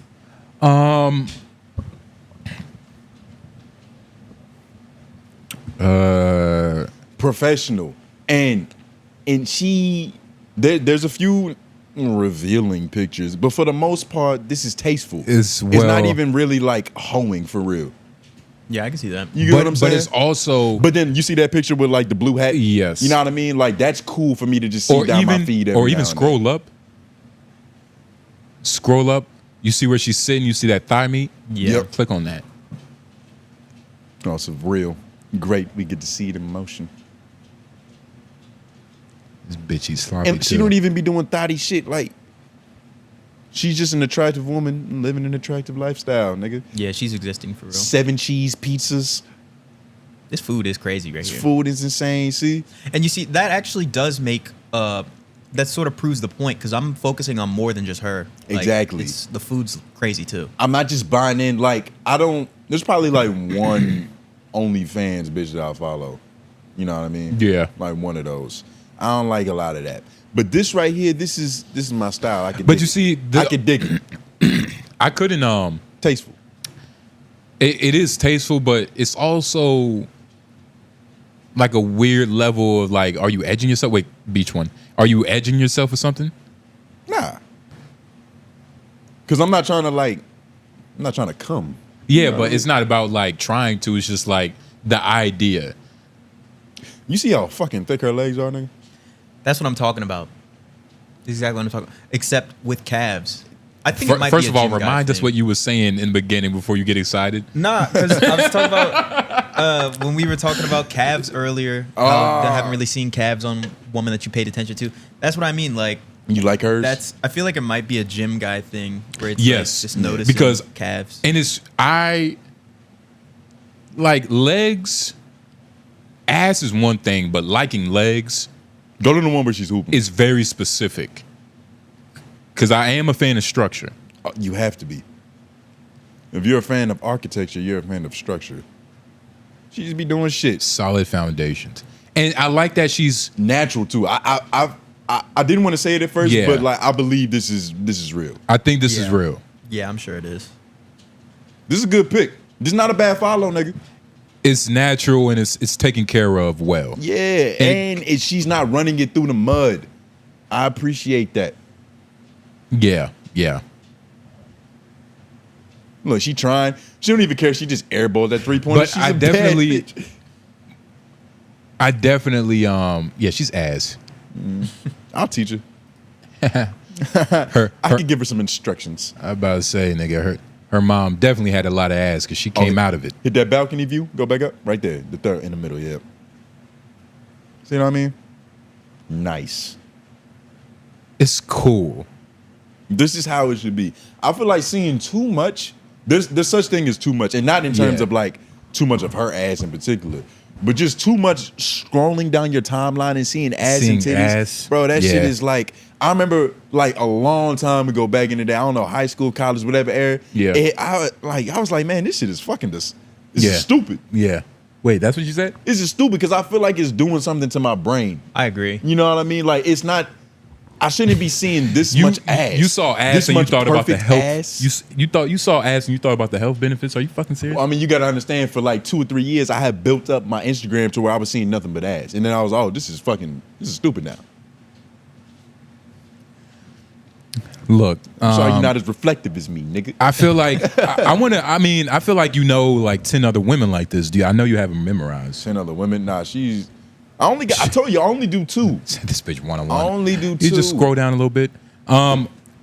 Let's try to, because we kind of got caught up on this bitch. Yeah, we did get caught up on. But and why?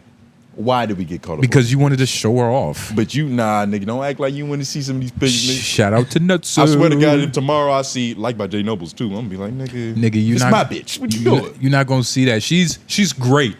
She's great. But it's just not my style. You know what I mean? But why LOI? I know a good amount of black culture stuff, and yes, I know the Usher song and Trapped in the Closet. Most of my American stuff I watched since like 2017 or earlier was more black American. My intro was The Breakfast Club, which I remember, then Joe, AK, and then the Joe Budden podcast, and then us. He didn't say then us, but you know. Oh, but I'm assuming and then us. So that's crazy. We in good company, nigga. Yo, that's crazy. We in good Breakfast Club, Joe, AK, nigga, come on, man. We teaching these niggas. Okay, we teaching motherfuckers about niggas. Okay, yeah. Well, I hope we're blacker than them. Yeah, blacker and better. What do you mean better? Better at being blacker. Ah. I want to be the best black to foreign whites ever. Yes. You get what I'm saying? Yes. And that's the point. But shout out to Nutso. We love you, dog. And I'm glad you I guess I'm not surprised you know that Usher song. But I sometimes forget how like famous niggas are.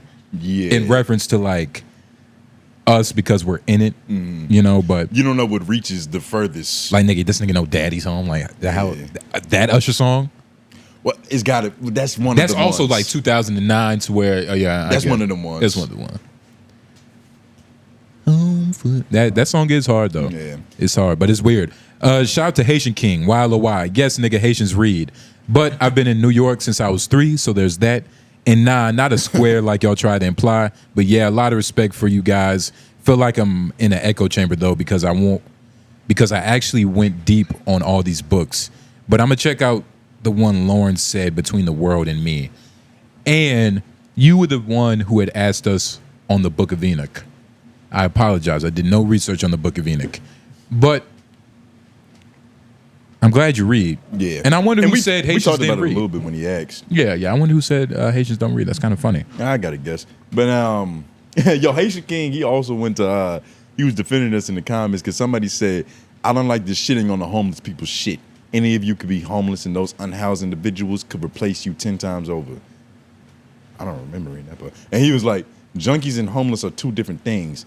Do things overlap? Yes, but they are discussing junkies, not homeless niggas. Shut the fuck up. And thank you, Haitian King, because that was I saw that comment. I immediately thought about that. Like we said the word junkies. Yeah. But I'm talking about homeless niggas. Homeless is one thing, but damn, I just felt I was loud as fuck.